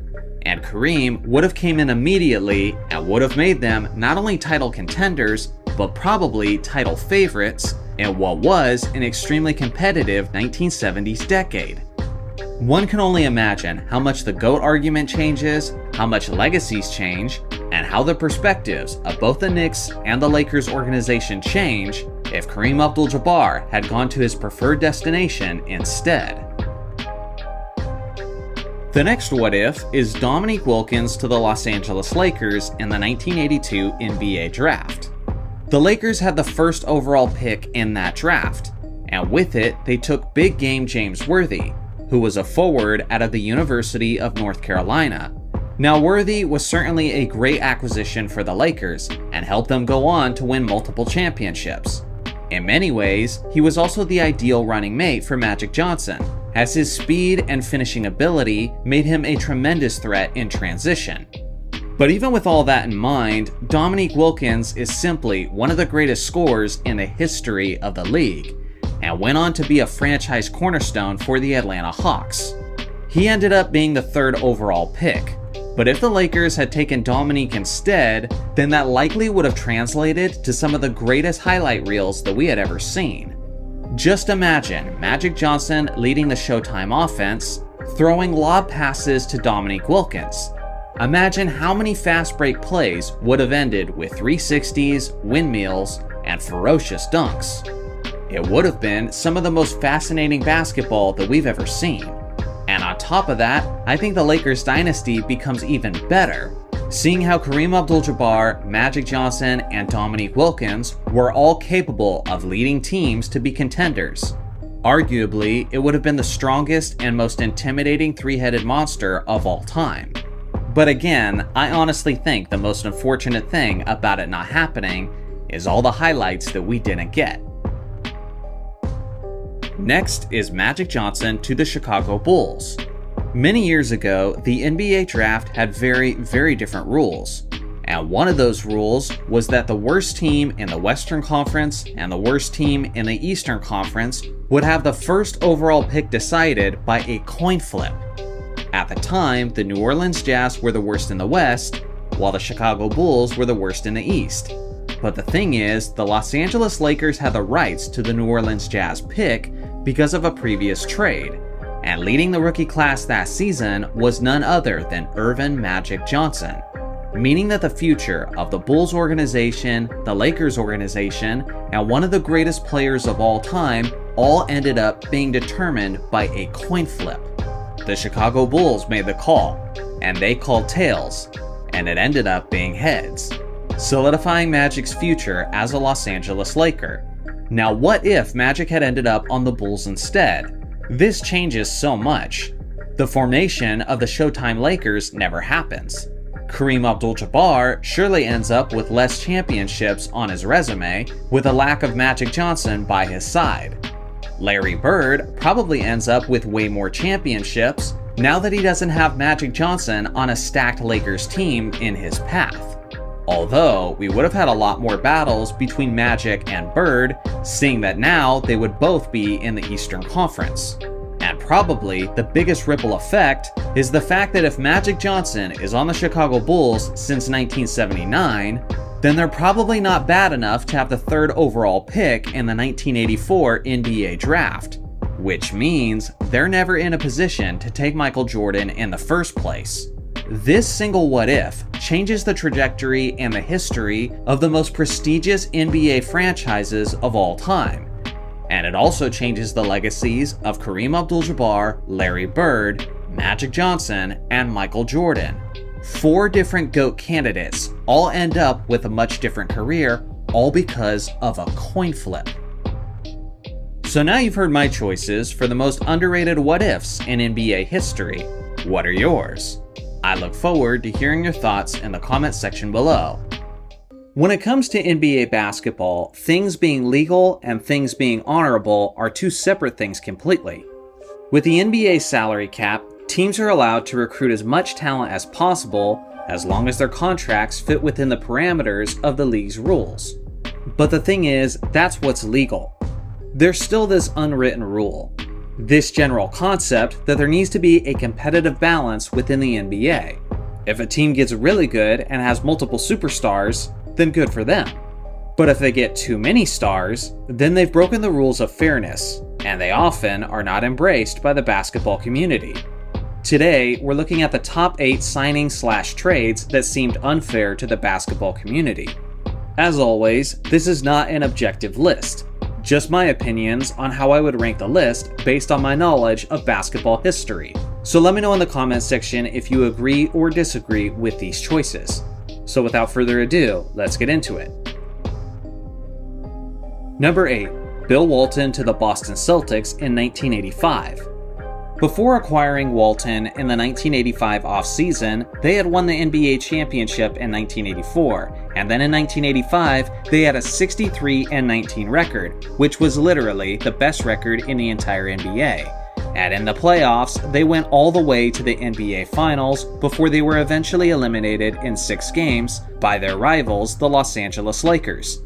Even with that being said, it was still widely believed that the Boston Celtics might be good enough to win in 1986, as they had a 3-headed monster of Larry Bird, Kevin McHale, and Robert Parrish to go along with their deep supporting cast, with quality players like Dennis Johnson, Danny Ainge, and Cedric Maxwell.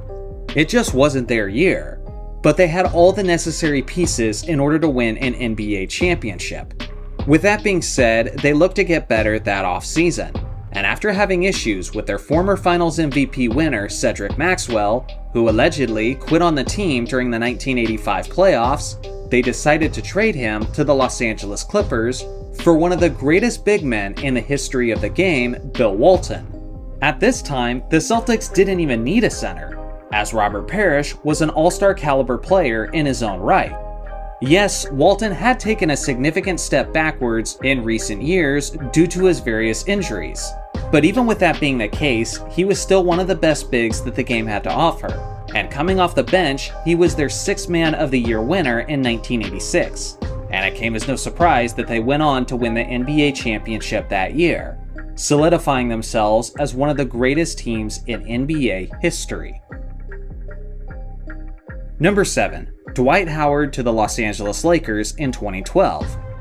You see, the NBA was at a really sensitive and volatile time, as the Miami Heat had just recently assembled a Big Three, where they acquired 3 of the best players in the Eastern Conference, all in their 20s. Now, the Lakers were building their own super team, as they had won a championship as recently as 2010, and their roster was bolstering Steve Nash, Kobe Bryant, Ron Artest, Pau Gasol, and now Dwight Howard. Many people prior to this season starting were predicting this team to win as many as 73 games, breaking the Bulls' 72-10 record of the 95-96 season. Many analysts and fans throughout the community were saying that this was extremely unfair, and the league was quickly being ruined by the emergence of super teams. The reality is, this team severely lacked chemistry and dealt with a multitude of injuries that didn't allow this season to turn out like anyone expected, as they struggled just to make the playoffs, and as Kobe tore his Achilles right before the playoffs began, resulting in them quickly being swept by the San Antonio Spurs out of the first round. Number 6. The Boston Celtics acquiring Kevin Garnett in the summer of 2007. The Boston Celtics were not that great of a team the year prior, but most of that was not a reflection of their actual roster, but it was a result of all the injuries they dealt with throughout that season, including injuries to their superstar scorer, Paul Pierce. Right around the 2007 NBA draft, they acquired one of the premier superstars and the best shooter in the game at the time, Ray Allen, via trade. That alone was enough to make them a formidable and possibly even a contender in the Eastern Conference.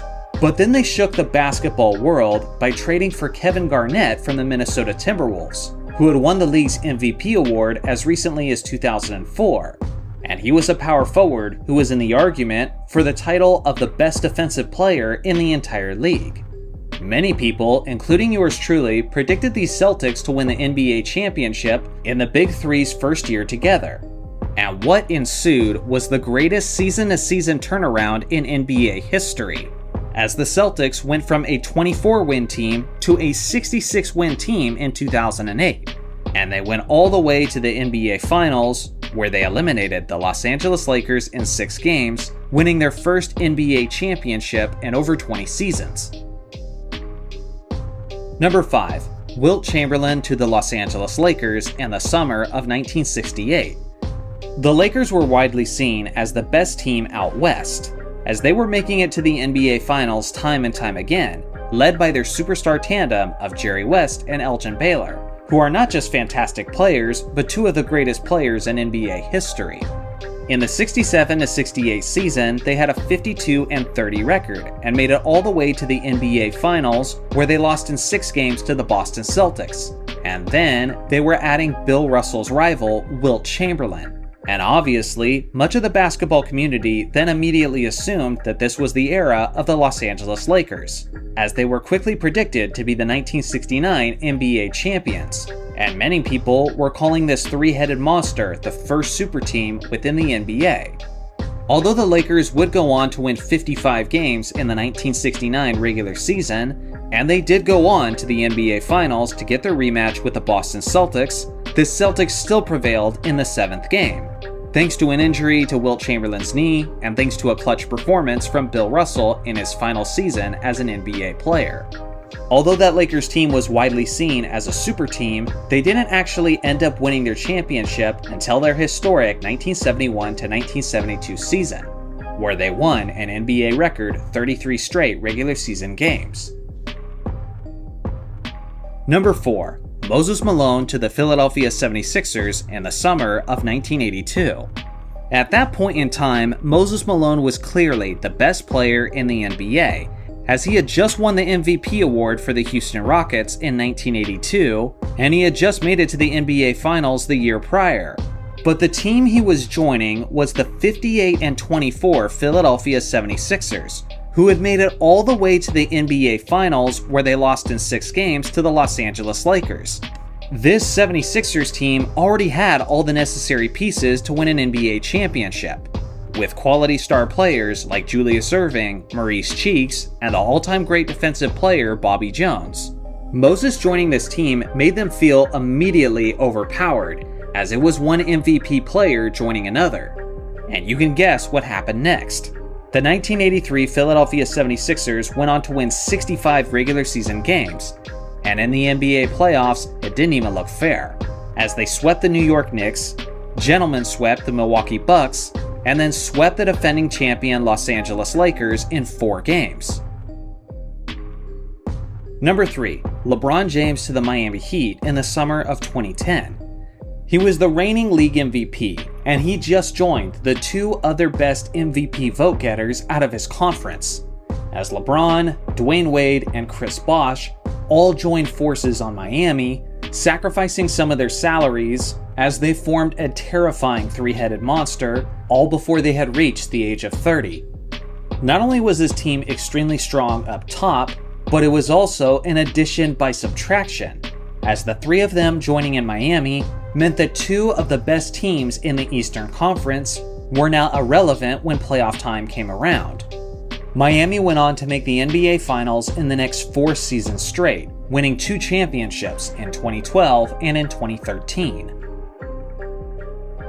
Number 2.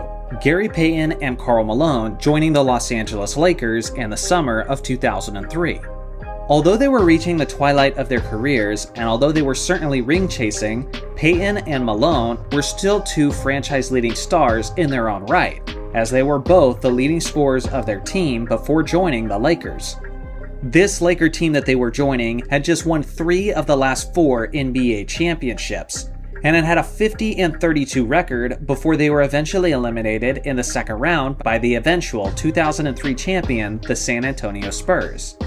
On paper, this was one of the most terrifying starting lineups in NBA history, as these guys were not only four great players between Shaq, Kobe, Peyton, and Malone, but they're four of the greatest players in NBA history. And once again, you all know what happened. Famously, they made it all the way to the 2004 NBA Finals, before they were embarrassed on the game's biggest stage, losing in 5 games to the Detroit Pistons. The Pistons were quite possibly the greatest defensive team in NBA history, but the Lakers were not at full strength, as Kobe's mind was distracted as he had just got through the Colorado trials, and Karl Malone re-injured himself, causing him to miss much of the NBA Finals. Regardless of how you spin it, this was one of the most disappointing seasons in NBA history for a team that looked extremely unfair when they originally formed. Number 1. Kevin Durant to the Golden State Warriors in the summer of 2016. Was there ever any doubt on what the number 1 pick was?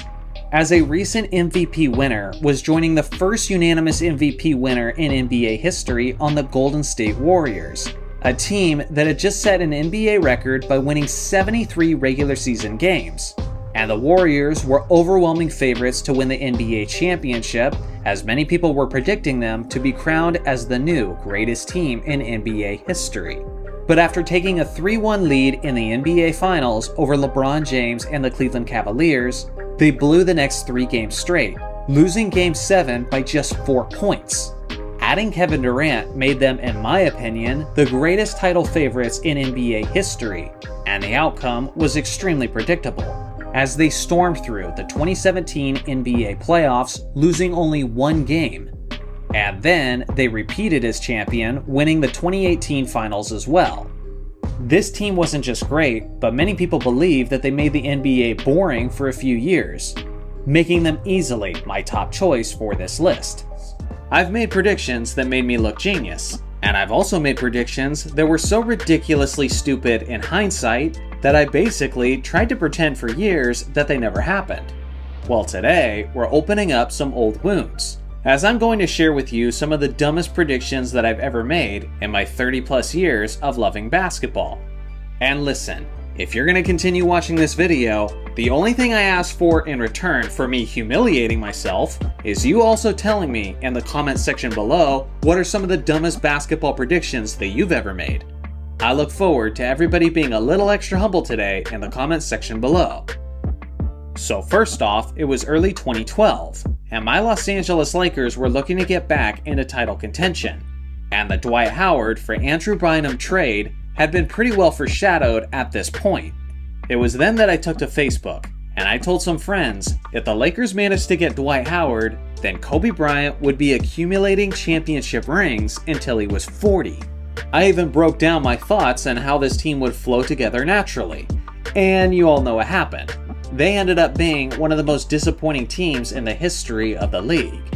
Although it's incredibly stupid in hindsight, I do have to cut myself a little bit of slack, because Kobe didn't even get to play in the playoffs because of his torn Achilles, and that entire year as a whole was an absolute nightmare when it came to injuries. As Nash was dealing with injuries, Dwight Howard had a torn labrum, Pau Gasol was dealing with plantar fasciitis in his foot, and these guys basically just couldn't stay on the court together for an extended period of time.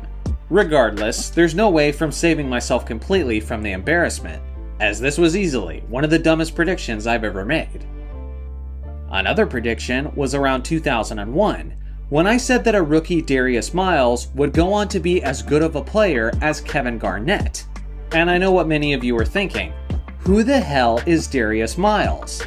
Well, he was an incredibly skilled player with tons of potential. He was a 6'9" small forward who could handle the basketball and was extremely lengthy. He was very athletic, and to me, he was extremely reminiscent of a young Kevin Garnett. It was around this time that this Clippers team was actually starting to be kind of exciting, as they were starting to add a lot of quality youth, and although they weren't good yet at this time in history, there seemed to be light at the end of the tunnel, and I thought this guy would end up being a superstar who would lead them into contention. Unfortunately, a lot of issues arose, like questions about his work ethic, attitude problems with the organization, and after a couple years, he started having some significant knee injuries that really took away a lot of his explosiveness. He was 19 years old when I first made this prediction, but you could tell that his NBA career was basically over before he reached his mid-20s.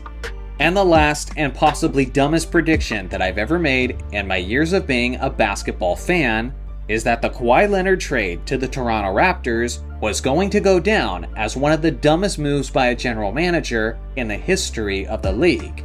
To put it simply, I did not foresee Kawhi Leonard and the Toronto Raptors winning the NBA championship. Giving up DeMar DeRozan and separating him from Kyle Lowry after so many years of making it into the NBA playoffs, and doing all of that just for a little bit of an upgrade of a superstar player who was on the final year of his contract, just didn't make sense to me. Kawhi seemed like he was just a rental, and that part I was actually correct about. But again, Kawhi had one of the greatest postseason runs in the history of the NBA, and to my surprise, he was actually healthy throughout the entirety of it. Yes, he didn't stay with the Raptors long term, but their championship banner will hang in the rafters for decades to come. When I first made that prediction, I had just started my basketball channel, and this was the kind of moronic prediction that just played out so horribly for me that I honestly thought it might stop me from having success on YouTube. Fortunately, I've been able to move past it, and although it made plenty of sense to me at the time, I gotta give it to them, they definitely made the right move taking that risk. So now it's time for you guys to contribute your part of the trade. What are some of the dumbest basketball predictions that you've ever made? I look forward to hearing your thoughts in the comment section below. Basketball through time. That is the theme of my channel, as I often talk about the game's history and I even talk about the NBA's future. And we as the basketball community spend a lot of time making predictions and talking about where the game is headed. But every once in a while, you stumble upon something pretty cool from basketball's history that gives you a glimpse into what they thought about the NBA's future back then. That's what today's video is about.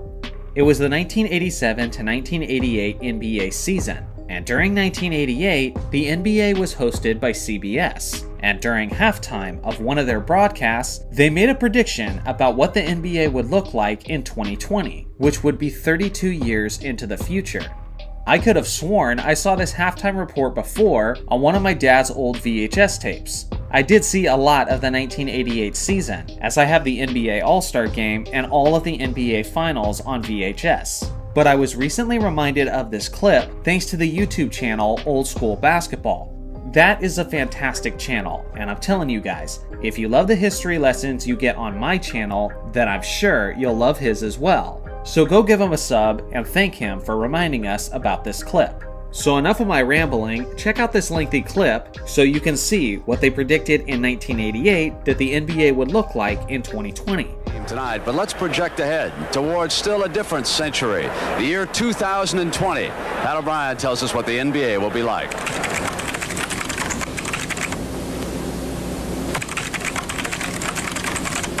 And welcome to the CBS Sports Computer Center. You know, with all the talk lately about astrology and looking into the future, we kind of wondered what the future holds for the game of basketball. And so through modern technology, we programmed data first from the year 1956, the year many people believe was the birth of modern-day basketball. Then in went 1988. And then we asked the computer to project what the game of basketball will look like in the year 2020. Welcome to the NBA 2020. 32 years down the road, and not surprisingly, the players will be bigger and stronger. The average height, 6'10". Guards will come in at 6'6". Forwards, just under 7 feet. And the men in the middle will all look like Mark Eaton at 7'3". Bigger, yes, but better? It is projected that the scoring average will rise to 234 points per game.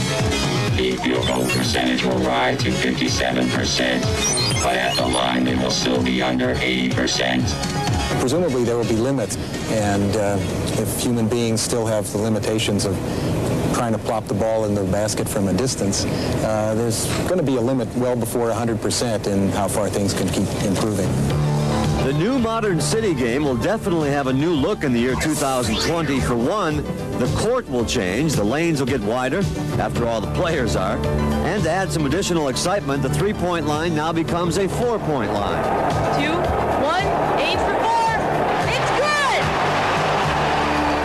Oh yes, as you guessed, the hoop will go from 10 to 11 feet, and there will be a new stat, frequent flyer miles.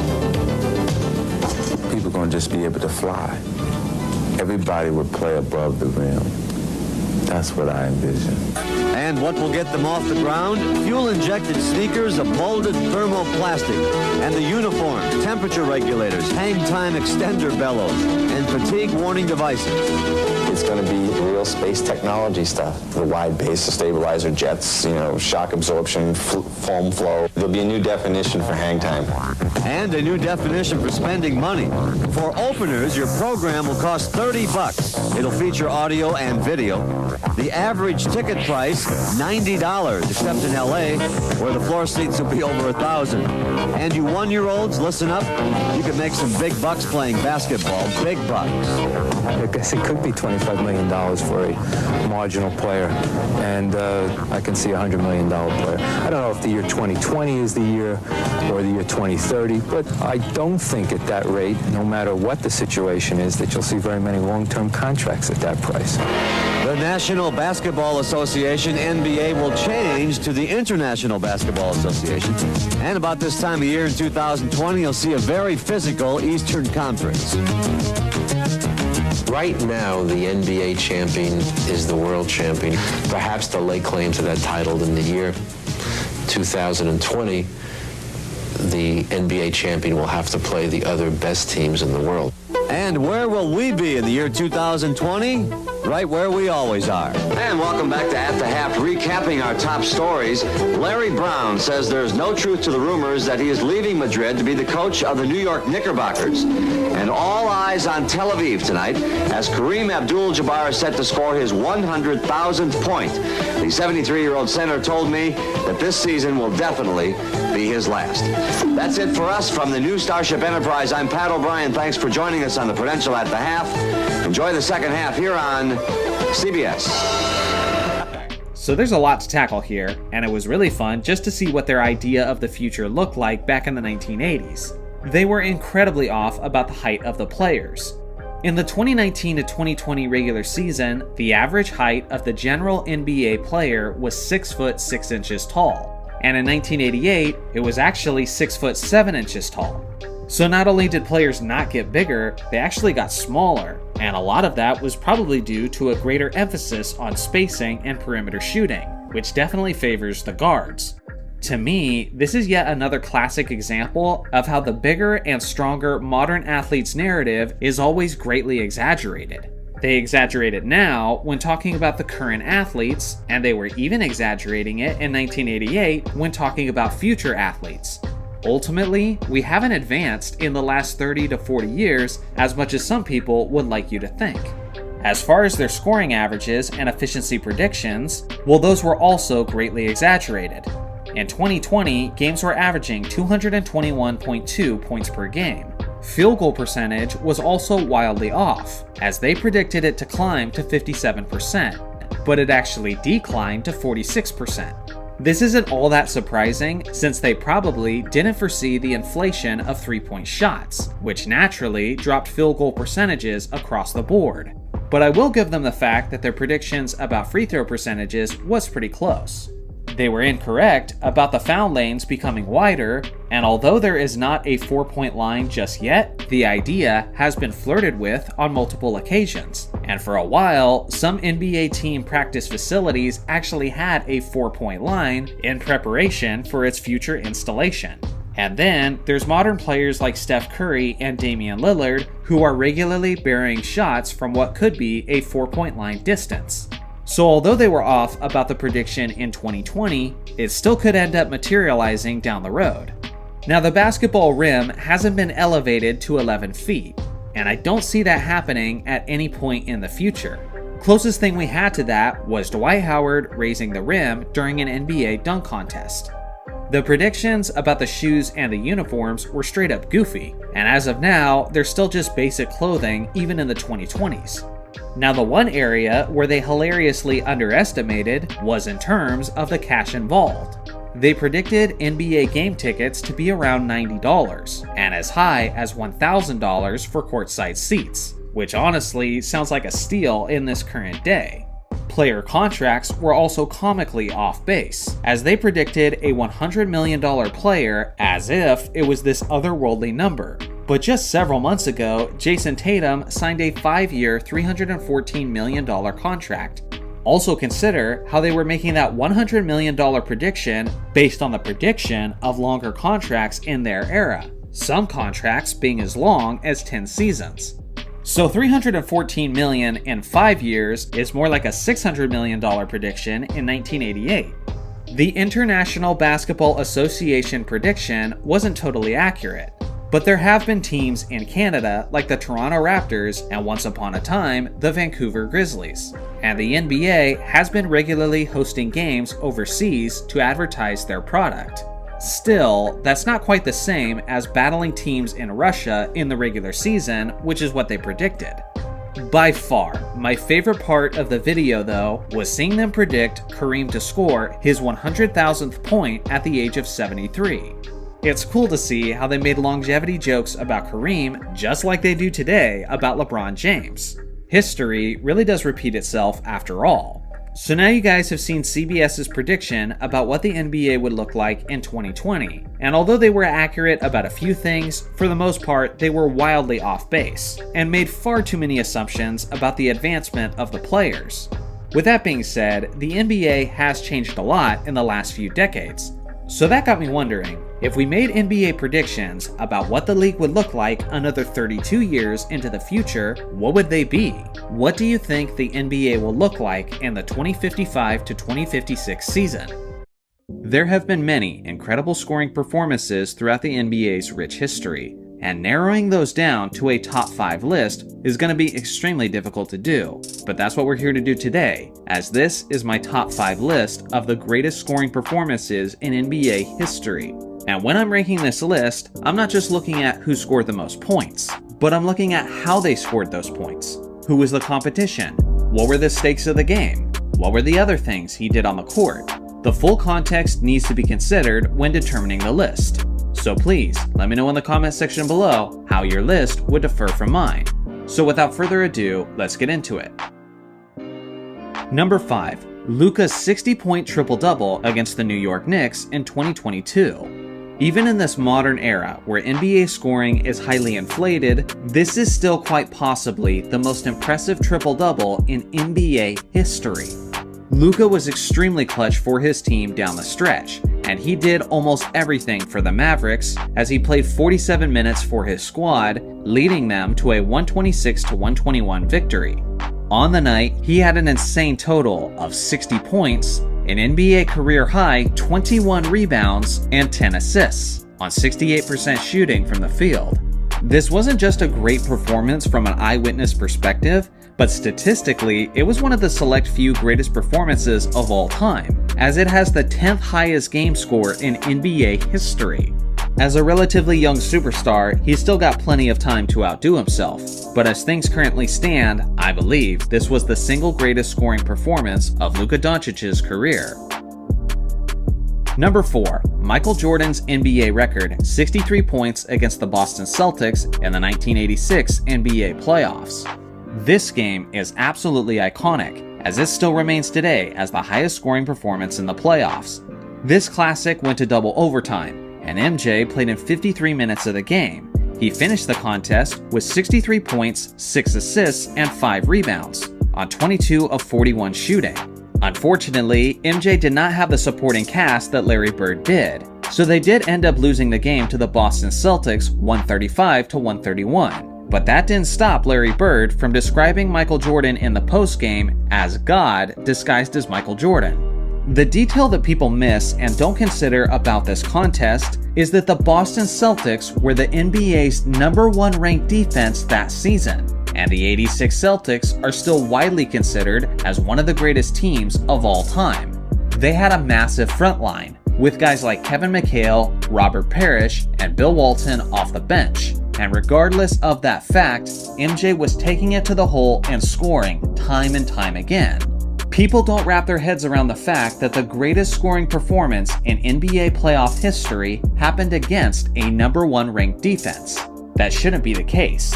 Common sense would say that it should have happened against a 7th or 8th seed, but not a top-ranked defense. But again, this was Michael Jordan, doing Michael Jordan things. Number 3. Kobe Bryant's 62 points against the Dallas Mavericks in 2005. This was during the Mamba's incredible 05-06 season, and he played just under 33 minutes in this contest. And on the night, Kobe scored 62 points and had 8 rebounds and 3 steals.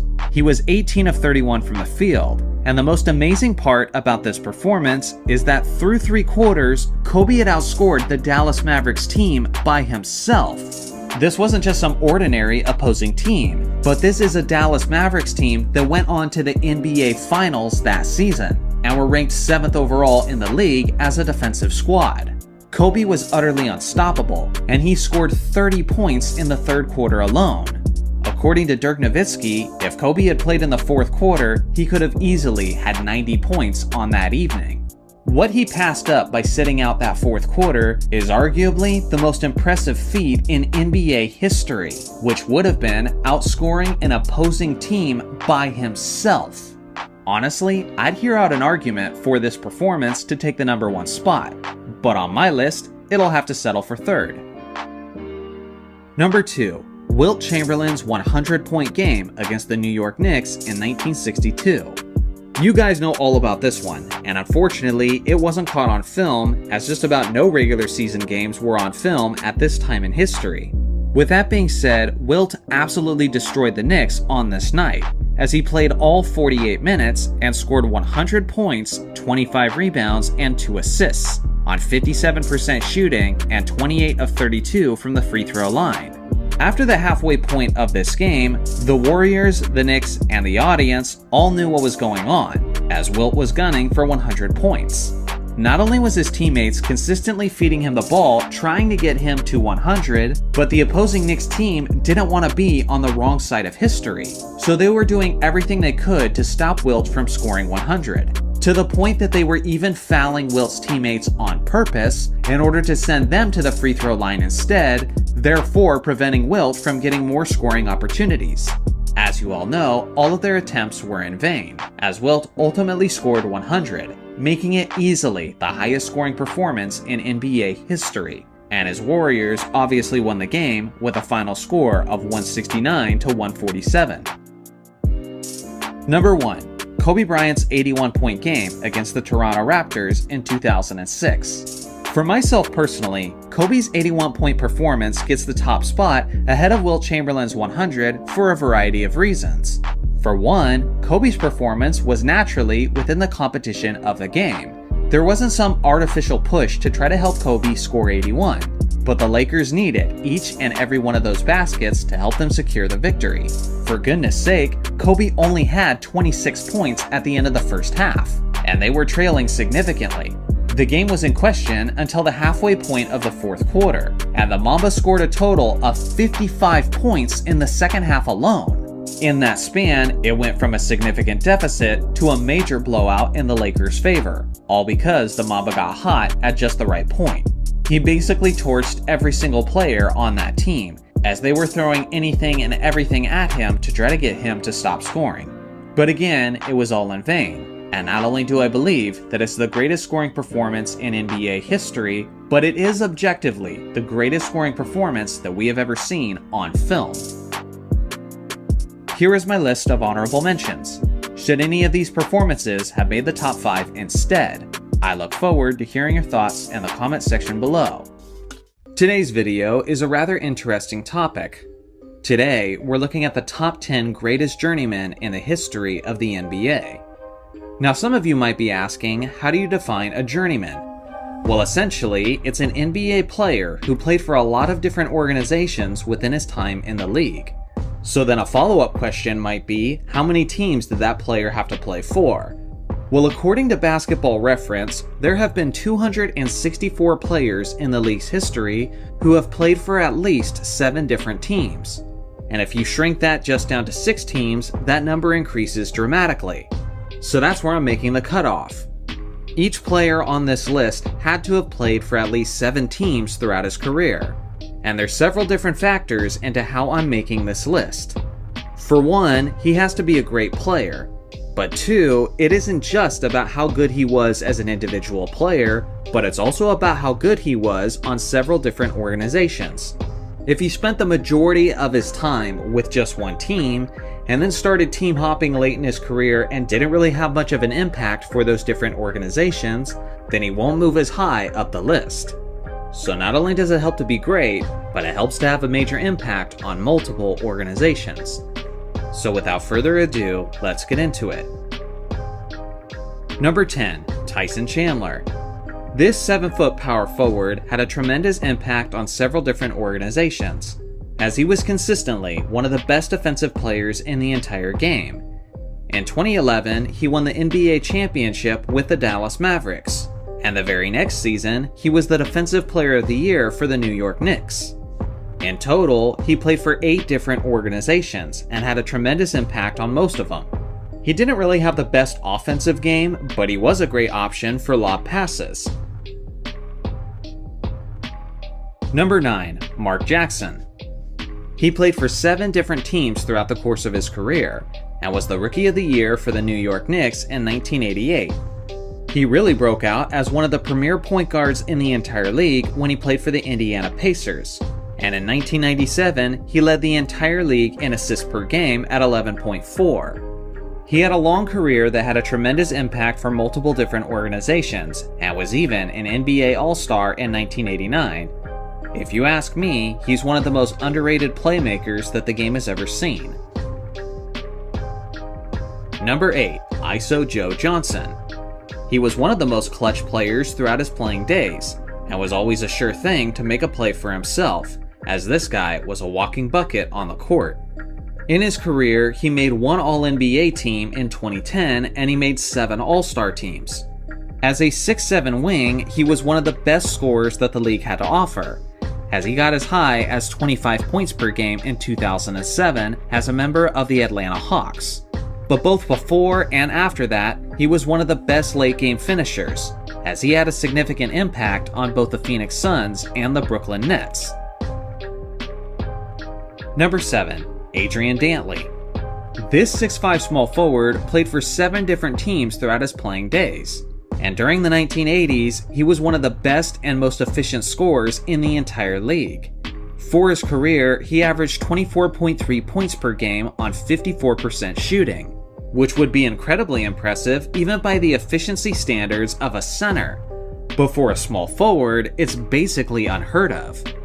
In a 4-year stretch from 1981 to 1984, he averaged 30.5 points per game while hitting 56.4% of his shots, and this was during his prime with the Utah Jazz. But he also had some seasons where he was effective with the Los Angeles Lakers, and eventually, in a reduced role, he would have a major impact on the Detroit Pistons. He was the game's Rookie of the Year in 1977, he was a 6-time All-Star, and a 2-time scoring champion. He's definitely one of the more underappreciated players of the game's past. Number 6, Vince Carter. Half man, half amazing. Vince's sanity, as you all know, was an absolute problem with the Toronto Raptors. But he was a guy who was a legitimate superstar during his prime, and was still able to adjust to becoming a solid role player in the latter half of his career. He's recognized by most as the greatest dunker in NBA history, but he was so much more than just that, as he was an elite 3-point shooter, both in terms of volume and efficiency. After Toronto, he remained one of the best players in the Eastern Conference, as he averaged as high as 25 points per game with the New Jersey Nets in 2007. He made 8 All-Star teams, and his career lasted all the way to the age of 43. He's now an NBA Hall of Famer, and early in his career, many people were calling him the next Michael Jordan. But now, he'll have to settle for titles like the greatest dunker of all time, and one of the greatest journeymen that the game has ever seen. Number 5, Dwight Howard. The first half and best half of his career were with the Orlando Magic, where he led the NBA in rebounds per game 5 times, and he led the league in blocks per game twice. He also led his Orlando Magic to the NBA Finals in 2009. And to go along with his 8 All-Star selections, he was the NBA's Defensive Player of the Year 3 times. Obviously, he's most famous for his days in Orlando, but he remained solid in the years afterwards, even if he wasn't as appreciated as he should have been. Eventually, he would win an NBA championship ring with the Los Angeles Lakers in 2020, as he was a tremendous spark for them off the bench, both offensively and defensively. Number 4. Rajon Rondo. He played for 9 different teams throughout his career in the NBA, and he was known for several things. For one, he was one of the best playmakers in the entire league, and he was known as a guy who took his game to another level in the NBA playoffs, and he was doing that year in and year out for a bunch of different organizations. He is the only player in NBA history to win an NBA championship with both the Boston Celtics and the Los Angeles Lakers, as he won with Boston in 2008, and he won with the Lakers in 2020. He made 4 All-Defense teams in his career, and he was the NBA Steals champion with the Celtics in 2010. But he also did an excellent job having an impact on teams like Chicago, Sacramento, and New Orleans. And even with the Kings in 2016, he led the NBA in assists per game at 11.7, which, combined with his seasons where he played with the Celtics, was the 3rd time that he led the NBA in assists per game. Number 3. Chauncey Billups. Mr. Big Shot had a tremendous impact on a bunch of different organizations during his playing days. He's an NBA Hall of Famer, he was a 5-time All-Star, he was a 2-time All-Defender, and he was the 2004 NBA champion and Finals MVP with arguably the greatest defensive team of all time, the 03-04 Detroit Pistons. Obviously, he was huge for that Pistons squad. But afterwards, he was also the 2nd best player for a Denver Nuggets team that nearly made it to the NBA Finals in 2009. For a bunch of different organizations, Mr. Big Shot provided plenty of victories and plenty of massive moments, as he was one of the best floor generals and floor raisers that the game had to offer. Number 2. Bob McAdoo. This guy is an NBA Hall of Famer, and simply put, he was one of the greatest scorers that the league has ever seen, as he had masterful footwork and was a mid-range artist. He was a 5-time All-Star and won 3 scoring titles, and he was even the NBA MVP in 1975. In fact, throughout the 1970s, he was the guy who was most frequently challenging Kareem Abdul-Jabbar for the title of the best player in the entire league. With the Buffalo Braves, he got as high as 34.5 points per game in 1975.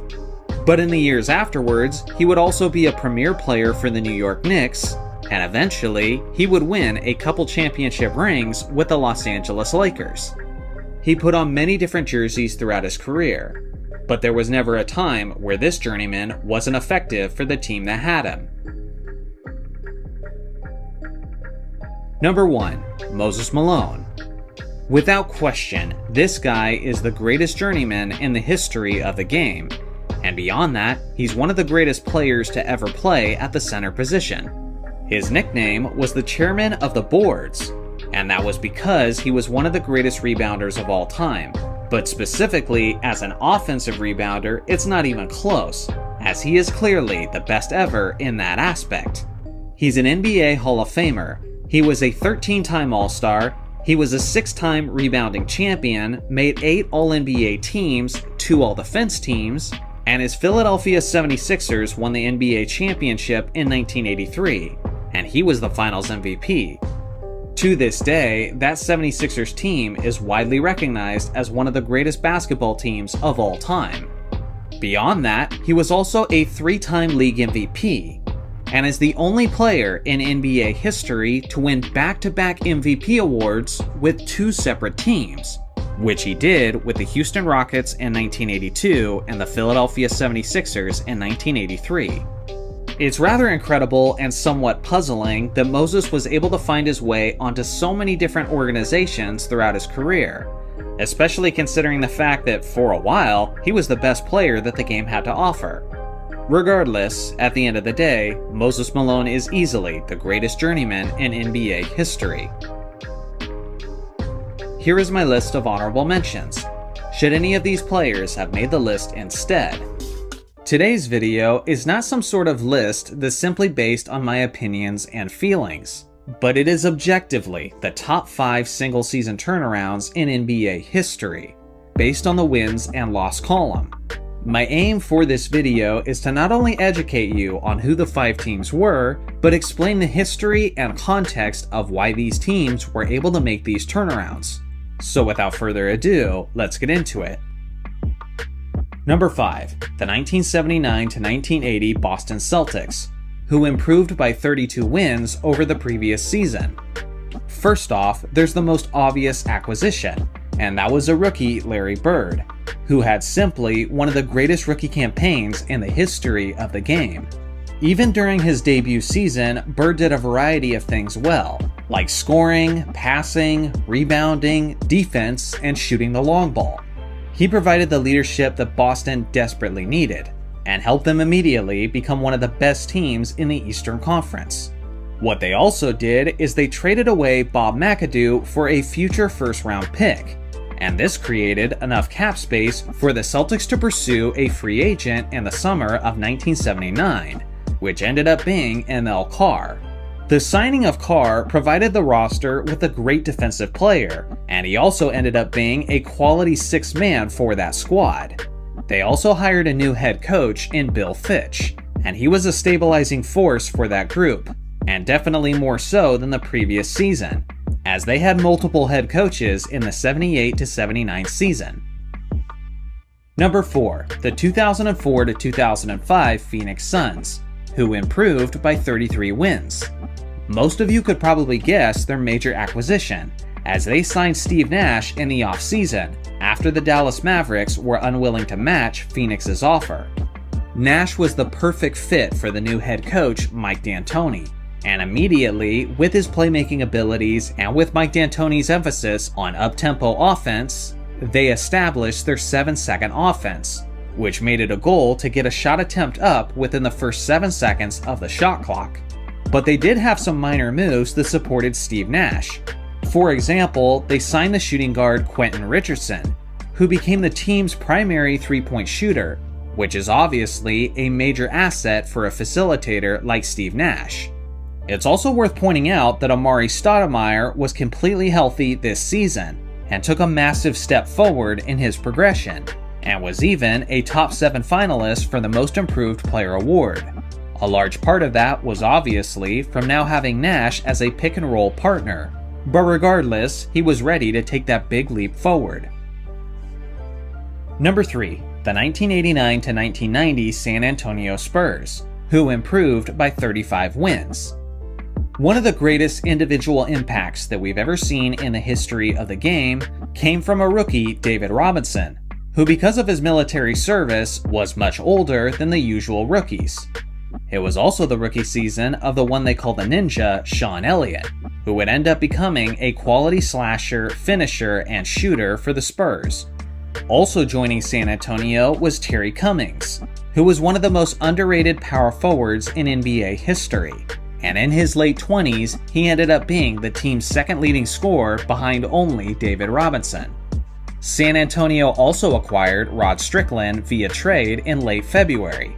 So although he didn't have a ton of time to have a major impact, Strickland still used his quality playmaking abilities and his all-time great handles to help his team tremendously.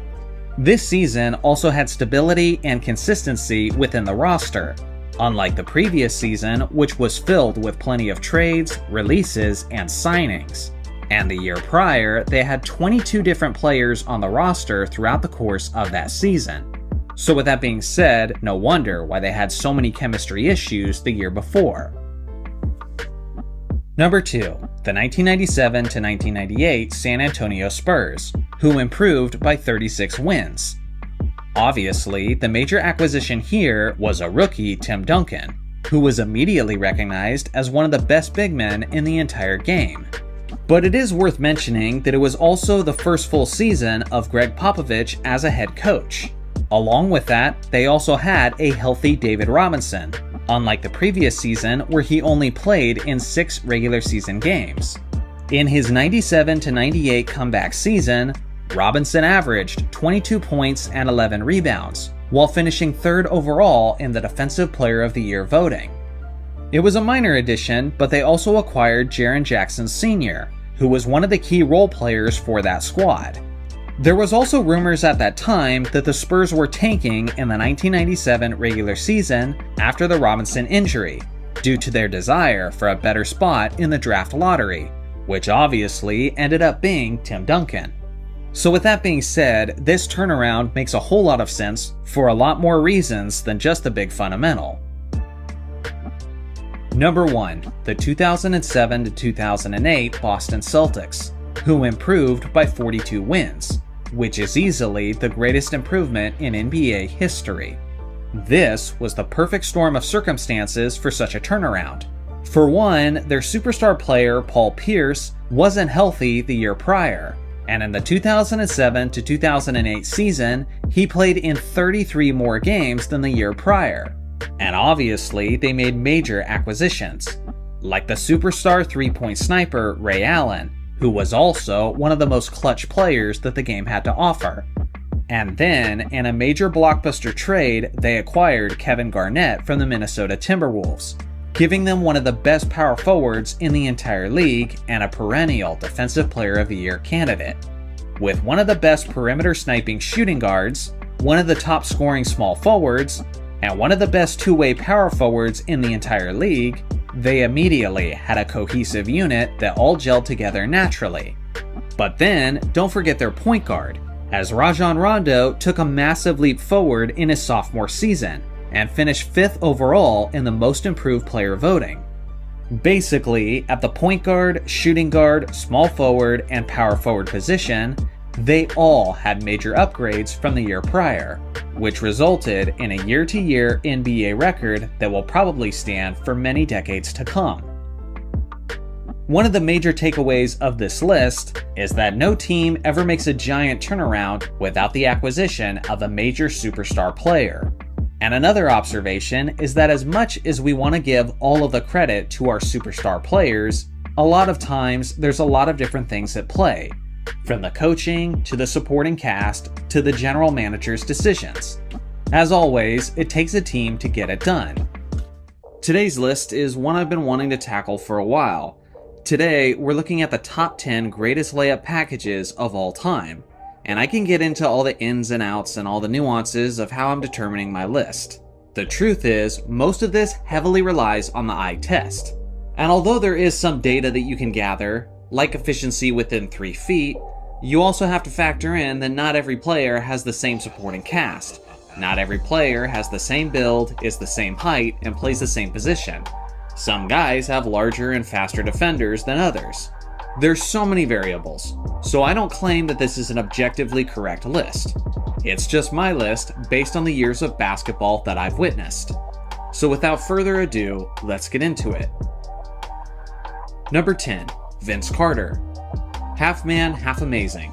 This guy is widely recognized as the greatest dunker in NBA history, but as I say time and time again, he was so much more than just that.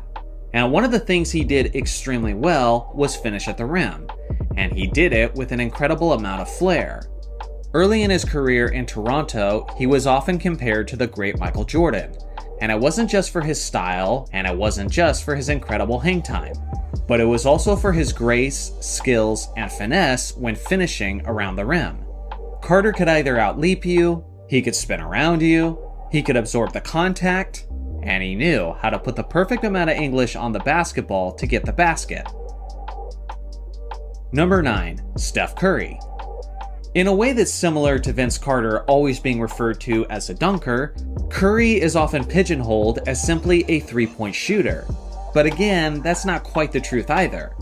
Not only is Curry a great ball handler, but he's one of the best and most efficient shooters around the rim.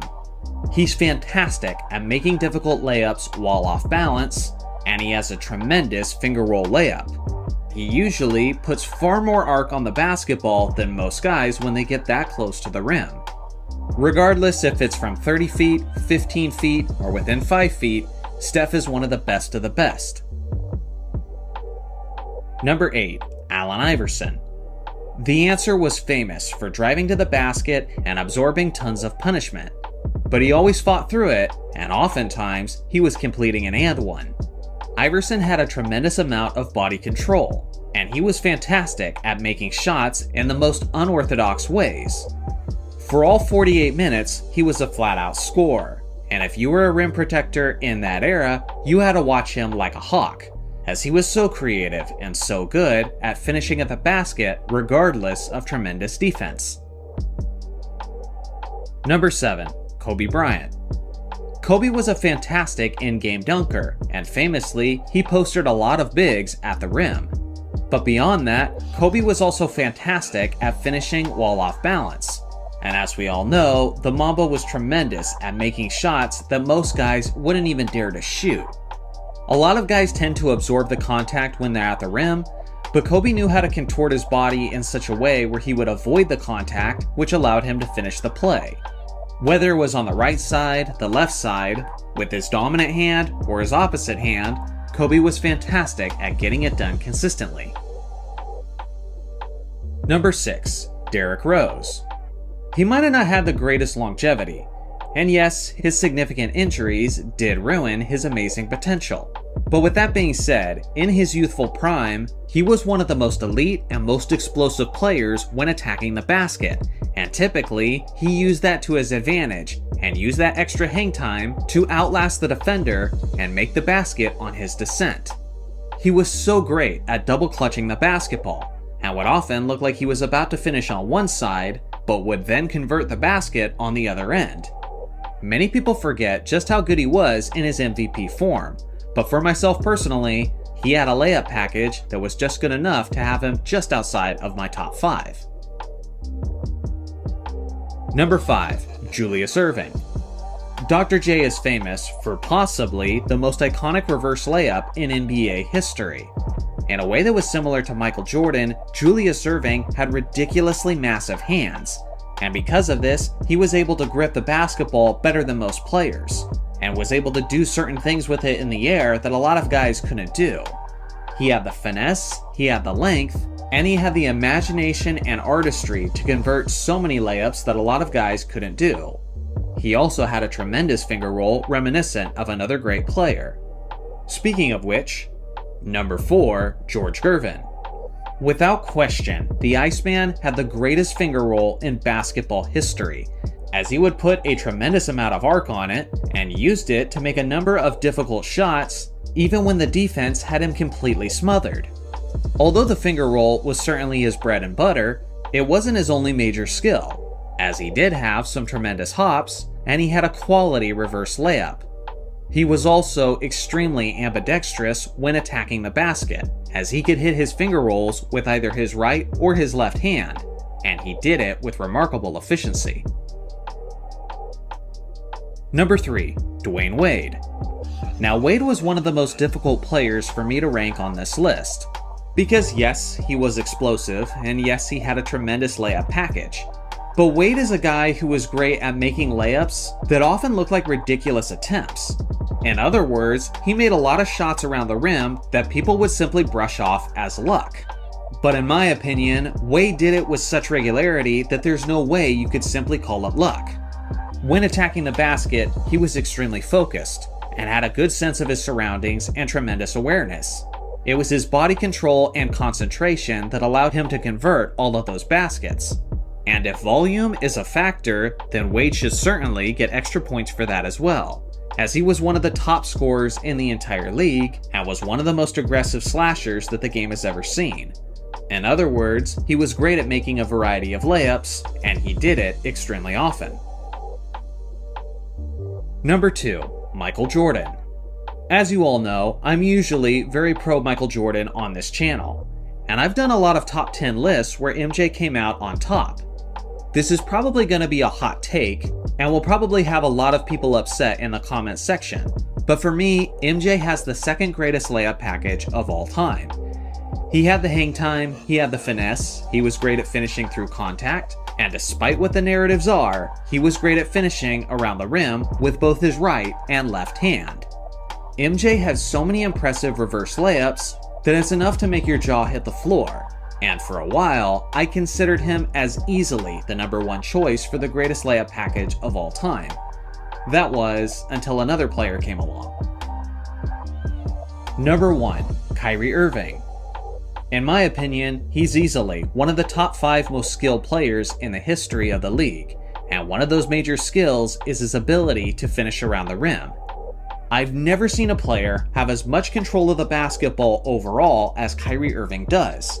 He has the ultimate layup package when it comes to putting the perfect amount of English on the basketball to convert the play from basically any angle. Seemingly on a nightly basis, Kyrie is making a basket around the rim that just shocks the audience. He's fantastic with both his right hand and his left hand, and it doesn't matter if it's a teardrop, a reverse layup, an unconventional layup, over a player a foot and a half taller, or at an angle that seems impossible to execute. I believe Kyrie is your best bet to get it done. Here is my list of honorable mentions, should any of these players have made the top 10 instead. I look forward to hearing your thoughts in the comment section below. So recently I did a video of the top 10 greatest journeymen in NBA history, and some people in the comments requested that I do the opposite. Who are the top 10 loyal players in NBA history? Now here's the thing. If I'm going to break down a top 10 list of loyal players, then there's a lot of different ways to break down this ranking, and I should probably clarify how I determine the order. Now first off, it isn't just about how good the players are, although that is definitely one of the 4 categories. The second category is how much impact the player had on his franchise. The third aspect is that a player can earn extra points by making loyal gestures to the organization. And the fourth aspect is how long the player played for that organization. Obviously, if a guy spent 10 seasons with just one team, it won't be quite as impressive as the guy who spent a full 20. The best combination of these 4 attributes will end up getting the number 1 spot. But now I'm getting ahead of myself.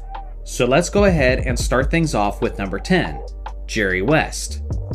The Logo played 14 seasons with the Los Angeles Lakers, and in that time, he was one of the greatest players in the history of the game. His game was so ahead of its time, and it resulted in him being one of the greatest scorers in the regular season and the playoffs and in the NBA Finals.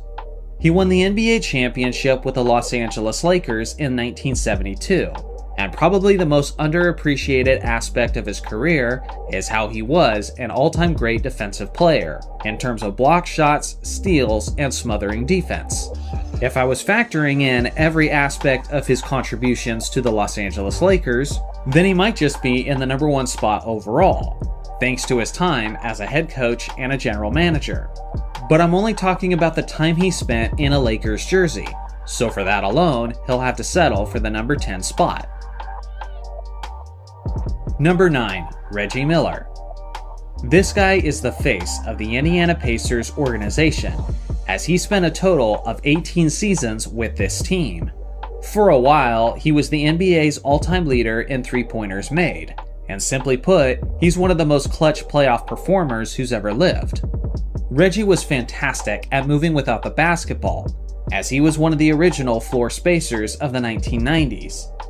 He led his Pacers all the way to the NBA Finals in 2000, and in 1998, he was nearly the leader of the team that ended the Chicago Bulls' dynasty run. Number 8, John Stockton. He played 19 seasons with the Utah Jazz, and he made the NBA playoffs in all 19 years of his career. He was their consistent floor general, and is the NBA's all-time leader in both assists and steals, and in neither of those categories is it even close.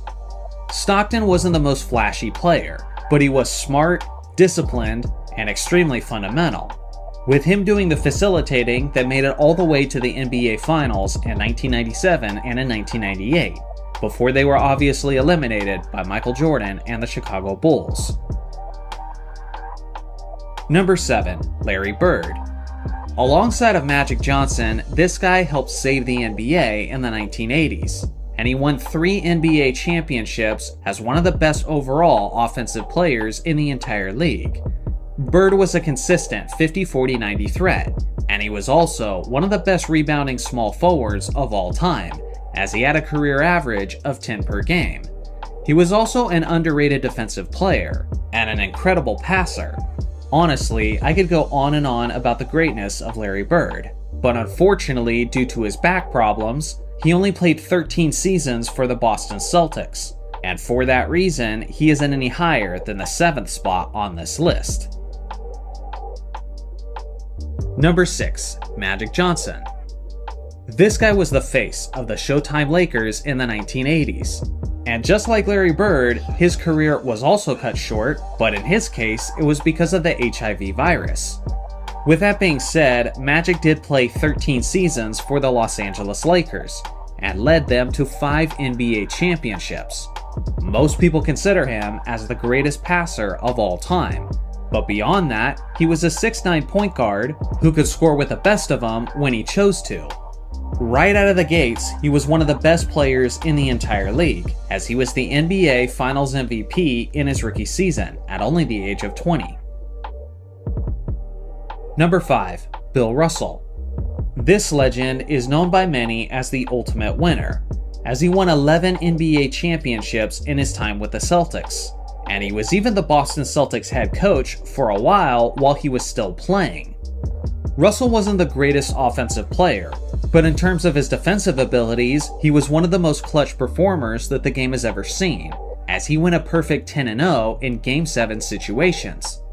Although Larry Bird might be more well known by modern Boston Celtics fans, I would argue that no player better embodies their winning culture than the NBA legend Bill Russell. Number 4, Steph Curry. He's the greatest shooter in NBA history, and the only unanimous MVP that the league has ever seen. Now it remains to be seen whether or not he'll be on this list in the decades to come, but as of now, he's played 16 seasons for his Golden State Warriors exclusively, and in that time, he changed them from an underdog organization into an NBA dynasty. I could go on and on singing his praises about his elite ball handling, his great shooting, his ability to finish around the rim, and about his ability to space the floor and lead his team with a humble attitude. Number 3, Dirk Nowitzki. This 7-foot power forward was one of the greatest scorers of all time, as he was one of the greatest perimeter shooting bigs that the league has ever seen. He was also the leader of the 2011 championship team that famously defeated the Big Three Miami Heat. Although Dirk was involved in some trade rumors throughout his career, he never once left the city of Dallas, as he was with them for 21 seasons, and that is still the most seasons ever spent with just one franchise. Honestly, he probably could have done even more winning in his time in Dallas if he had a supporting cast that was equal to many of the other guys on this list. Number 2, Kobe Bryant. The Mamba led his Lakers to win 5 NBA championships, and he played exclusively for the Purple and Gold for a total of 20 seasons. He earned 12 All-Defense Team selections in his time in the NBA, and he was simply one of the greatest scorers of all time, getting as high as 35.4 points per game in the 05-06 season.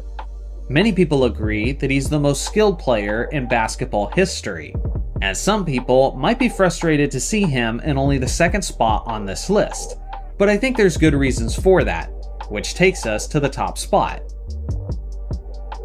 Number 1, Tim Duncan. The big fundamental played 19 seasons exclusively for the San Antonio Spurs, and in that time, he won 5 NBA championships. He was also the model of consistency, as he has 15 All-Defense Team selections, which is easily the most in NBA history. There's a lot of things about Tim Duncan that make him special that don't really show up on the stat sheet. For one, he was a really quiet and humble leader, who was easy to get along with. He's also extremely underappreciated in terms of his clutch performances, and the 2003 NBA Finals is no exception, as he put up utterly goofy numbers throughout the course of that series. Now, although Tim Duncan played 19 years exclusively for San Antonio, that isn't the highest, as guys like Kobe Bryant and Dirk Nowitzki did play more seasons for their teams exclusively. But the reason why Tim Duncan gets the number 1 spot is because he wasn't a guy who ever demanded a trade like Kobe Bryant. For the most part, Duncan was almost always happy to serve his team, as he did it for nearly 2 decades straight. On top of that, Duncan also took massive pay cuts that allowed his organization to compete for championships well into his twilight years. A lot of guys on this list didn't make that same sacrifice. So when you think about how good he was as a player, how much of an impact he had on his franchise, the gestures he made for the organization, and how long he played for the San Antonio Spurs exclusively, then that's all the ingredients you need to be the guy in the number 1 spot for the top 10 most loyal players in NBA history. Here is my list of honorable mentions. Should any of these players have made the top 10 instead? No, I just know today's video is going to get a lot of people triggered, but regardless, I gotta be honest with my thoughts. Today, we're looking at the top 10 players in NBA history without a championship ring. There doesn't really need to be much explanation or build-up. I'm looking at their talent, I'm looking at their longevity, I'm looking at their statistics and their accolades, and determining who I believe are the top 10 players in this category. So without further ado, let's get into it. Number 10, Allen Iverson. Simply put, the answer is one of the greatest scorers in the history of the game, and he was extremely tough as he would attack the basket relentlessly, trying to score around the rim. He was an NBA Hall of Famer, he was an 11-time All-Star, and a 4-time scoring champion. Beyond that, he was also fantastic in the passing lanes, as he was the steals champion a total of 3 times. He was the Rookie of the Year in 1997 and the MVP in 2001. Many people believe that he's the greatest pound-for-pound player of all time, as he only stands at 6 feet tall. And of course, who could forget his legendary performance in the 2001 season, where he ended the Lakers' undefeated playoff run. Number 9, George Gervin. The Iceman was also one of the greatest scorers of all time, as he had 4 scoring titles of his own, and he was a 12-time All-Star. Standing at 6 foot 7 inches tall, he was one of the most lethal wings that the game of basketball has ever seen, and he was equipped with an all-time great layup package, but specifically, he did his damage with his ambidextrous finger rolls. His scoring got as high as 33.1 points per game in the 1980 season, and the NBA recognizes him as one of the 75 greatest players of all time. Number 8, Steve Nash. He was an 8-time NBA All-Star, and famously, he was a 2-time league MVP, as he won the award in 2005 and in 2006.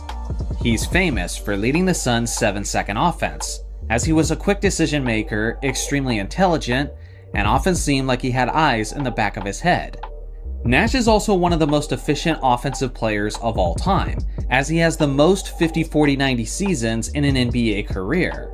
And if you look more closely at the statistics, you'll see that he had 50-40-90 percentages over the course of an entire decade. He led the NBA in assists per game 5 times in his career, and if there's one thing that keeps him from being higher up on this list, it's the fact that he was a defensive liability. Even with that being said, he has a strong enough resume for the 8th spot. Number 7, Patrick Ewing. This 7-foot center was absolutely lethal on both ends of the court. He was an 11-time All-Star and made 7 All-NBA teams. He also made 3 All-Defense teams and was the NBA Rookie of the Year in 1986. He was a dominant two-way force, and specifically in the 1990 season, he averaged a ridiculous 29 points, 11 rebounds, and 4 blocked shots. Unfortunately, he happened to play basketball during the same era as Michael Jordan, which kept him from winning championships. And the fact that he also played in the same era as guys like David Robinson, Hakeem Olajuwon, and Shaquille O'Neal also kept him from getting the praise and shine that his career deserves. Number 6, James Harden.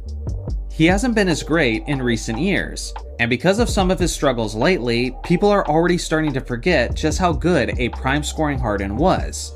He was a 10-time All-Star, he led the NBA in assists per game twice, and he led the NBA in scoring 3 times, getting as high as a ridiculous 36.1 points per game in the 2019 season.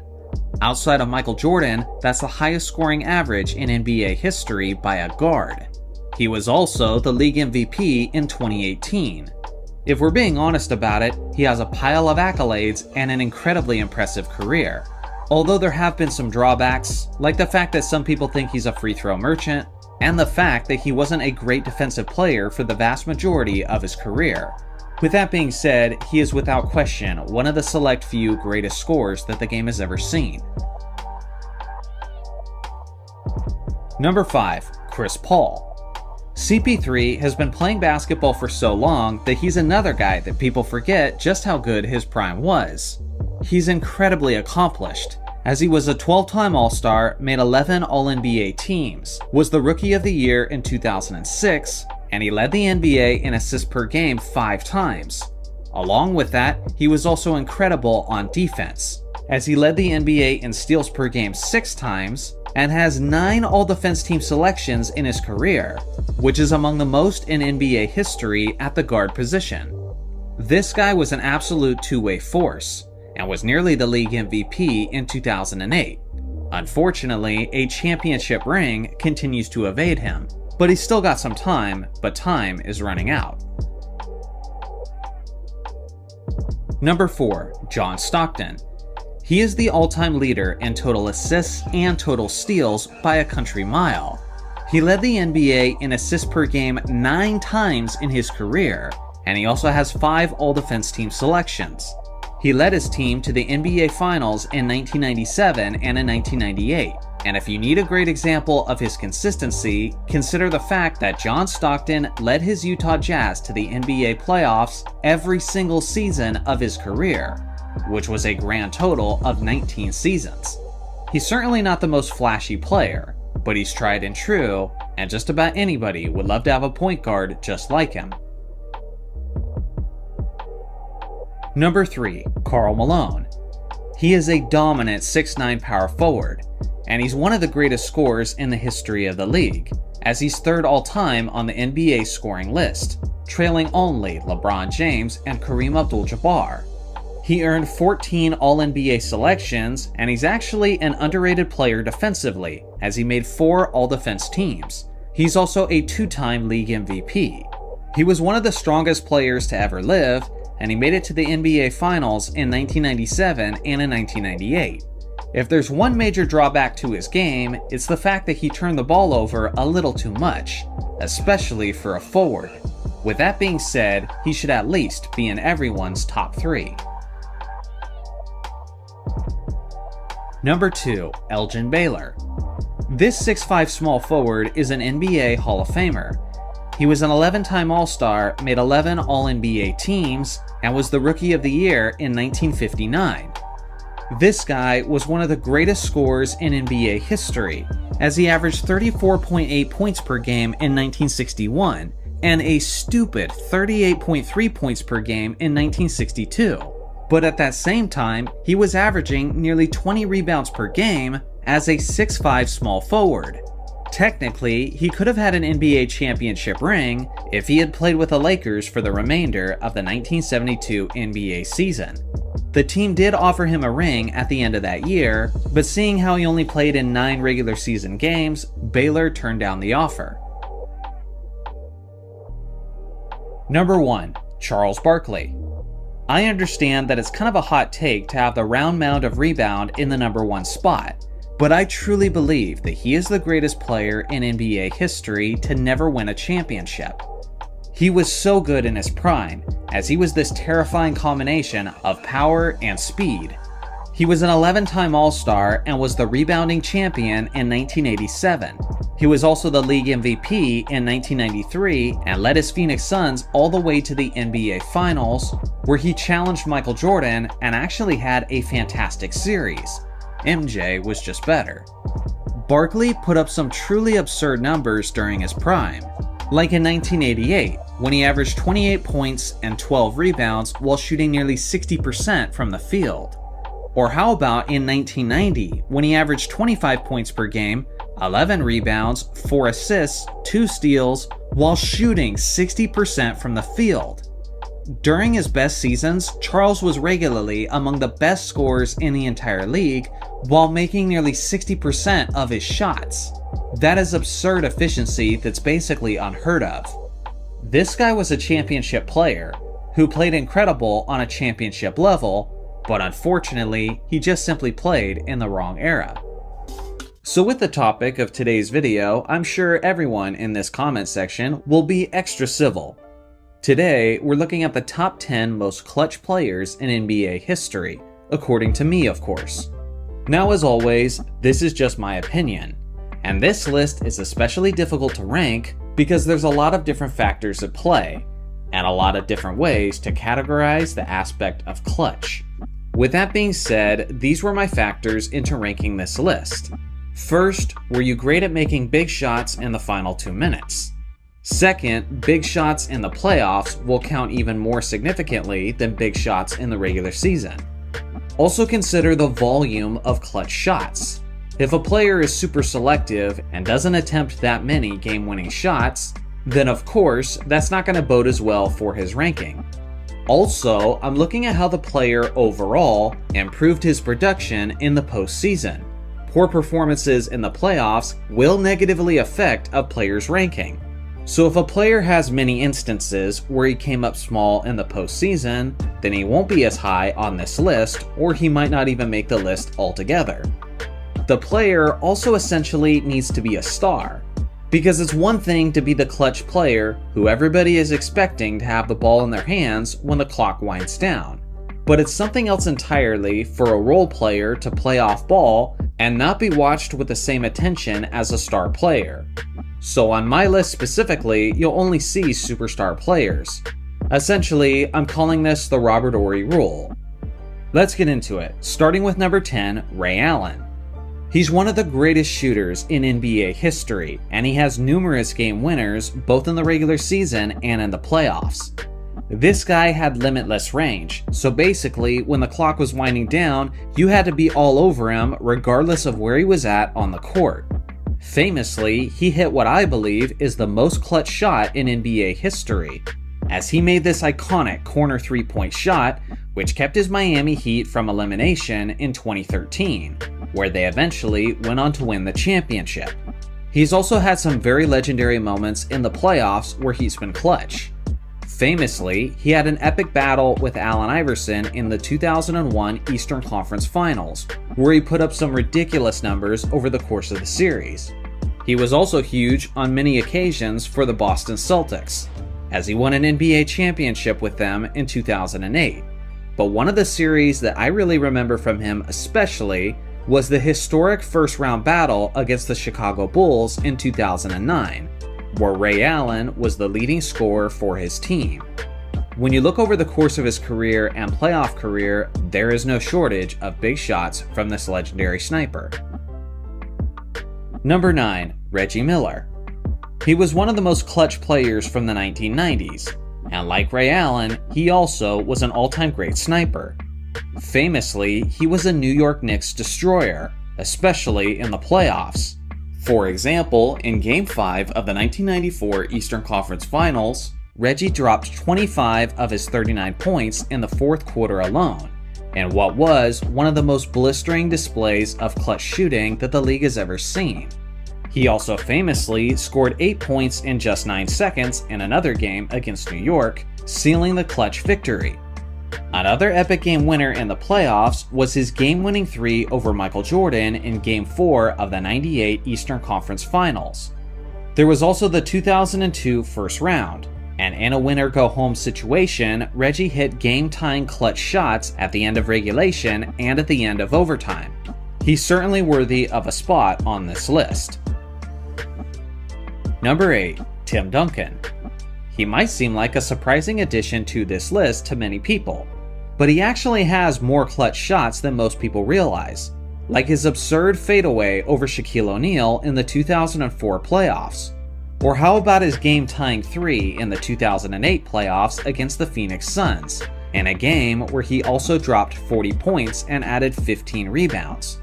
Whether it was in his youth or in the twilight of his career, Duncan almost always showed up during the biggest games, which is the biggest reason why he has his 5 championship rings.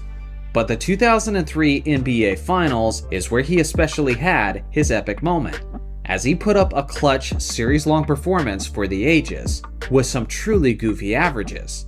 In the championship-clinching 6th game, Duncan put up a near quadruple-double. And honestly, when you go back and look at the film, he almost certainly should have got that quad, which would have made it the first ever quadruple-double in NBA playoff history, let alone the NBA Finals. Number 7. Hakeem Olajuwon. This is one guy who's on this list probably for more of his clutch moments on the defensive end rather than the offensive end. For example, he made the iconic game-sealing block in Game 6 of the 1994 NBA Finals. But probably what Hakeem is best known for is how he clutchly outperformed the best big man competition of the time, which I would say was easily the strongest era of the big man in NBA history. At one point or another in the playoffs, he destroyed David Robinson, Patrick Ewing, and Shaquille O'Neal, on his way to back-to-back NBA championships. If you look at his level of production in the regular season compared to the playoffs, then you'll quickly see why he is a very deserving candidate for this list. Number 6. Kobe Bryant. No matter how you factor in game-winning shots, Kobe is up there for the most game winners in NBA history, whether it's the regular season, the playoffs, the final 2 minutes, or the final 5 seconds. Whether the game was tied or they were trailing, Kobe made plenty of them. With that being said, Kobe was always the go-to guy in those clutch situations, which means he shot the ball a lot of times. Because of that, I also remember many of his misses throughout the years, which kept his percentages from being higher. And if his efficiency was better in these situations, then he would probably be in a top 5 spot for me. With that being said, Kobe typically crushed it in these moments, and a perfect example of that was when Kobe took over Game 4 of the 2000 NBA Finals. After Shaq fouled out, the Mamba was hitting perimeter shot after perimeter shot until the game was sealed. If peak is a factor here, then Kobe also does well, as his 2009 to 2010 season was one of the most incredible displays of clutch shot making that we've ever seen. Number 5. Larry Bird. Obviously, Bird was one of the greatest perimeter shooters of his era, and he has tons of game-winning buzzer beaters. With that being said, Bird wasn't just a clutch shot maker, but he was a clutch playmaker overall, whether it was his passing, his shooting, his rebounding, or even his defense. One of those famous instances was when he got this crucial steal in Game 5 of the 1987 Eastern Conference Finals. He also got another clutch game-winning steal in the 1985 Eastern Conference Finals. During the 1980s, his Boston Celtics were in the NBA playoffs a lot, and they were making deep playoff runs consistently thanks to Bird's clutch gene. Number 4. Jerry West. This man was literally known as Mr. Clutch, and sure, he was 1-8 in the NBA Finals, but that wasn't completely his fault, as NBA free agency didn't exist during his playing days, and I do believe the Boston Celtics were usually the more stacked team.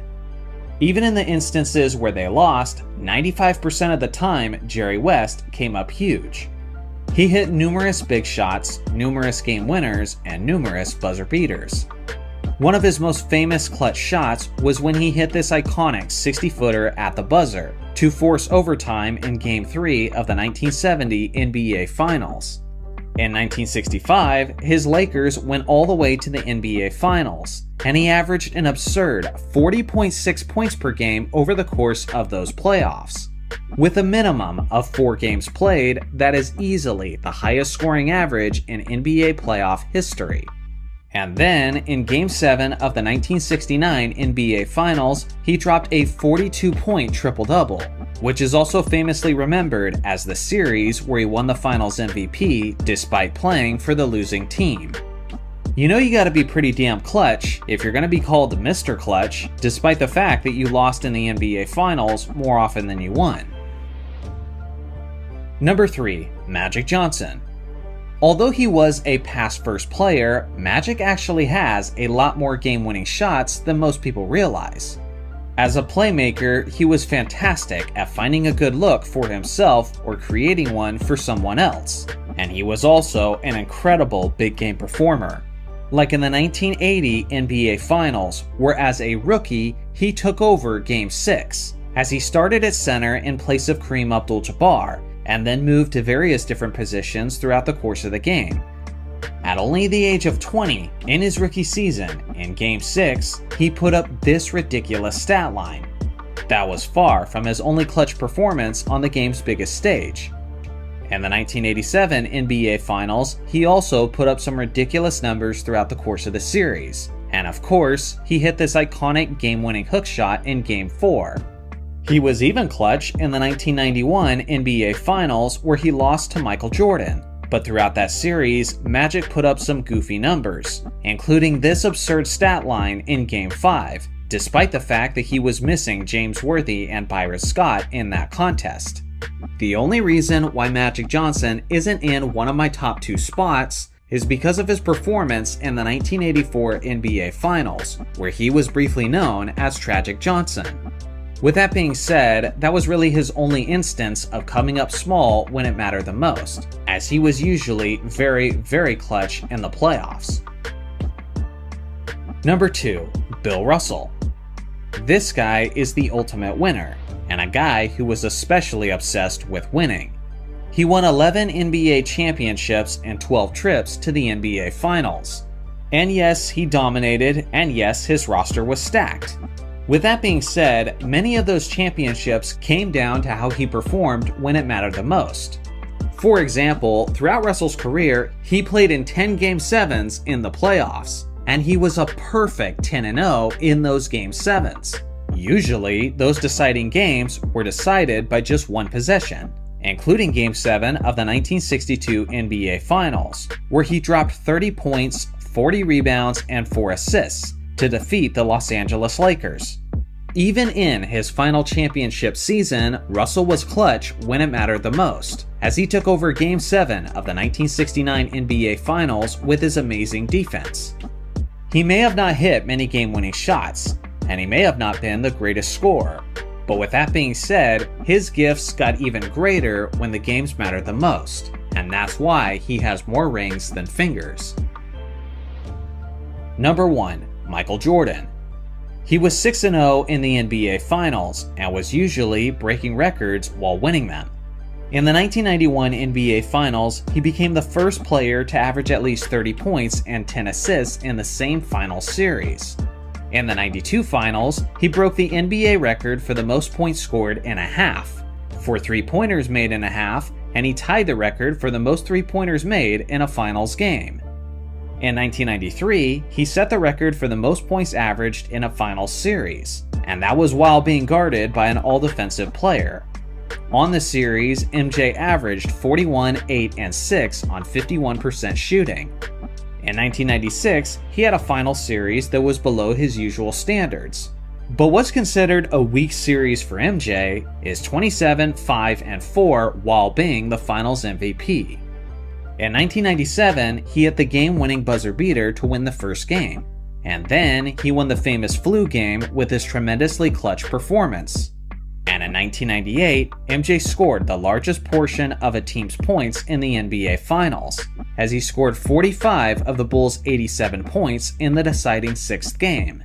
He also sealed the game with the final steal and the final 2 baskets, which included this iconic game winner. MJ performed the best when it mattered the most, and he never disappeared on the game's biggest stage. He efficiently hit tons of game winners in the regular season and the playoffs, all while never allowing a final series to reach a 7th game. Without question, Michael Jordan is the most clutch player in the history of the game. Here is my list of honorable mentions, should any of these players have made the top 10 instead. Now, with the new NBA season upon us, I think it's appropriate that we're talking about what we're hoping to see in these upcoming competitions. And a unique way I wanted to frame this is how I would write the NBA season if I was the NBA script writer. First off, I would have scoring go down like it was in the 2024 playoffs. From the 2024 regular season to the 2024 playoffs, scoring reduced by more than 9 points for each team. That was because the intensity was up and referees were putting away their whistles and letting the players play.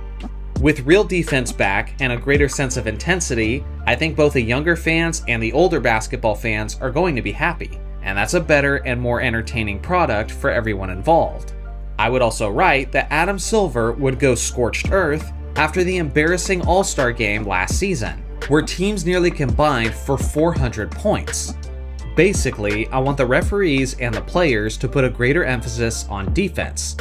I still want the All-Star game to be filled with highlights, and no, I don't want them to approach it with the same intensity of a playoff game. But with that being said, they can at least try a little, and hopefully it will be a thrilling close finish. By the end of the game, people would be celebrating Silver and the league, declaring that the All-Star game is officially back.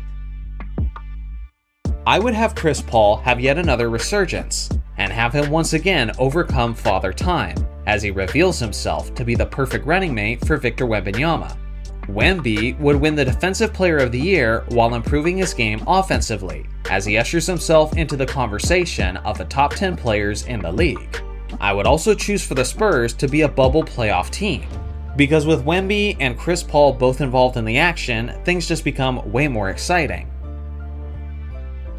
For the sake of the drama and for the redemption, I would have Klay Thompson get off to a slow start in his first 25 games of the season, but his Mavericks wouldn't give up on him and stay patient, and then their faith in him would be exactly what he needs, and by the halfway point of the season, he looks like the same old Klay. Speaking of the Mavericks, I would have the Nuggets and the Mavericks meet in the Western Conference playoffs. That way, we finally get that Nikola Jokic and Luka Doncic battle. These guys are arguably the two best players in the entire league, but they're also tremendous friends and have a special relationship off the court. Seeing them have to put their friendship aside and go to battle over the course of a 7-game series is something I was hoping to see last season.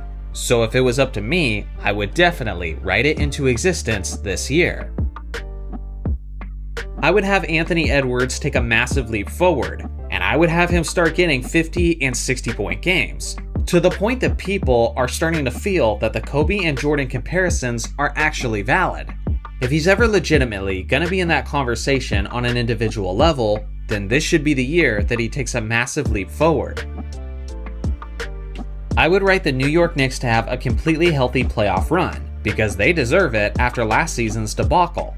And in the East playoffs, I would also have the Boston Celtics get truly tested in the playoffs. That way, there's no longer any narratives about them having an easy road, but we can really, truly just see how they stack up against the other teams in the Eastern Conference. And I would have that happen from the jump. Their first round playoff matchup would either be against a healthy Bucks team, a healthy Knicks team, or a healthy 76ers team.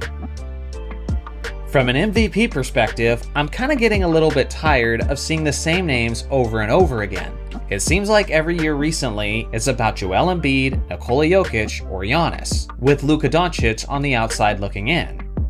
I would write it in such a way where a new guy would win the award, whether it be Anthony Edwards, Jason Tatum, or SGA.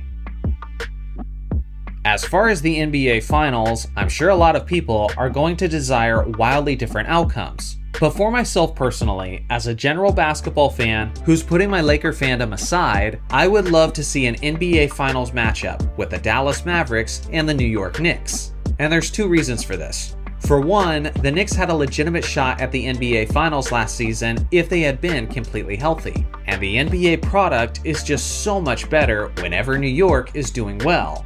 Those Knicks fans are so ridiculously passionate and add so much to the playoff experience and atmosphere when they're involved in the competition. If they made it to the NBA Finals for the first time in several decades, then that entire city would be electric. Facing off with them, representing the Western Conference, would be the Dallas Mavericks, who would be poised to finally finish the job after last season's failure. Klay Thompson would be performing at a higher level, and obviously Luka and Kyrie would be doing their thing as well. But there would also be an interesting dynamic in that finals matchup, since the New York Knicks superstar Jalen Brunson would have his revenge opportunity against his former team. That would be an extra bit of motivation for him and an extra storyline for us to pay attention to. Ultimately, I'd want the Dallas Mavericks to win the NBA championship, selfishly because I do love Luka Doncic, and I want him to get his proper recognition and maybe even challenge Nikola Jokic for the title of the best player in the entire league. I do think if he goes on to win the championship this year and win the Finals MVP, then the vast majority of the basketball community will all agree to give him that title. But these are just some of the things I would love to see and how I would write this upcoming season if I was the league scriptwriter. How would you write the 2024 to 2025 NBA season? Honestly, I made this video not just to get my thoughts out there, but more so because I wanted to hear your guys' feedback. So please, let me know in the comment section below what you're hoping to see in this upcoming NBA season. It's so good to have the game of basketball finally back. Thanks for watching as always, make sure to like and subscribe for more basketball content, and I'll see you guys in the next video.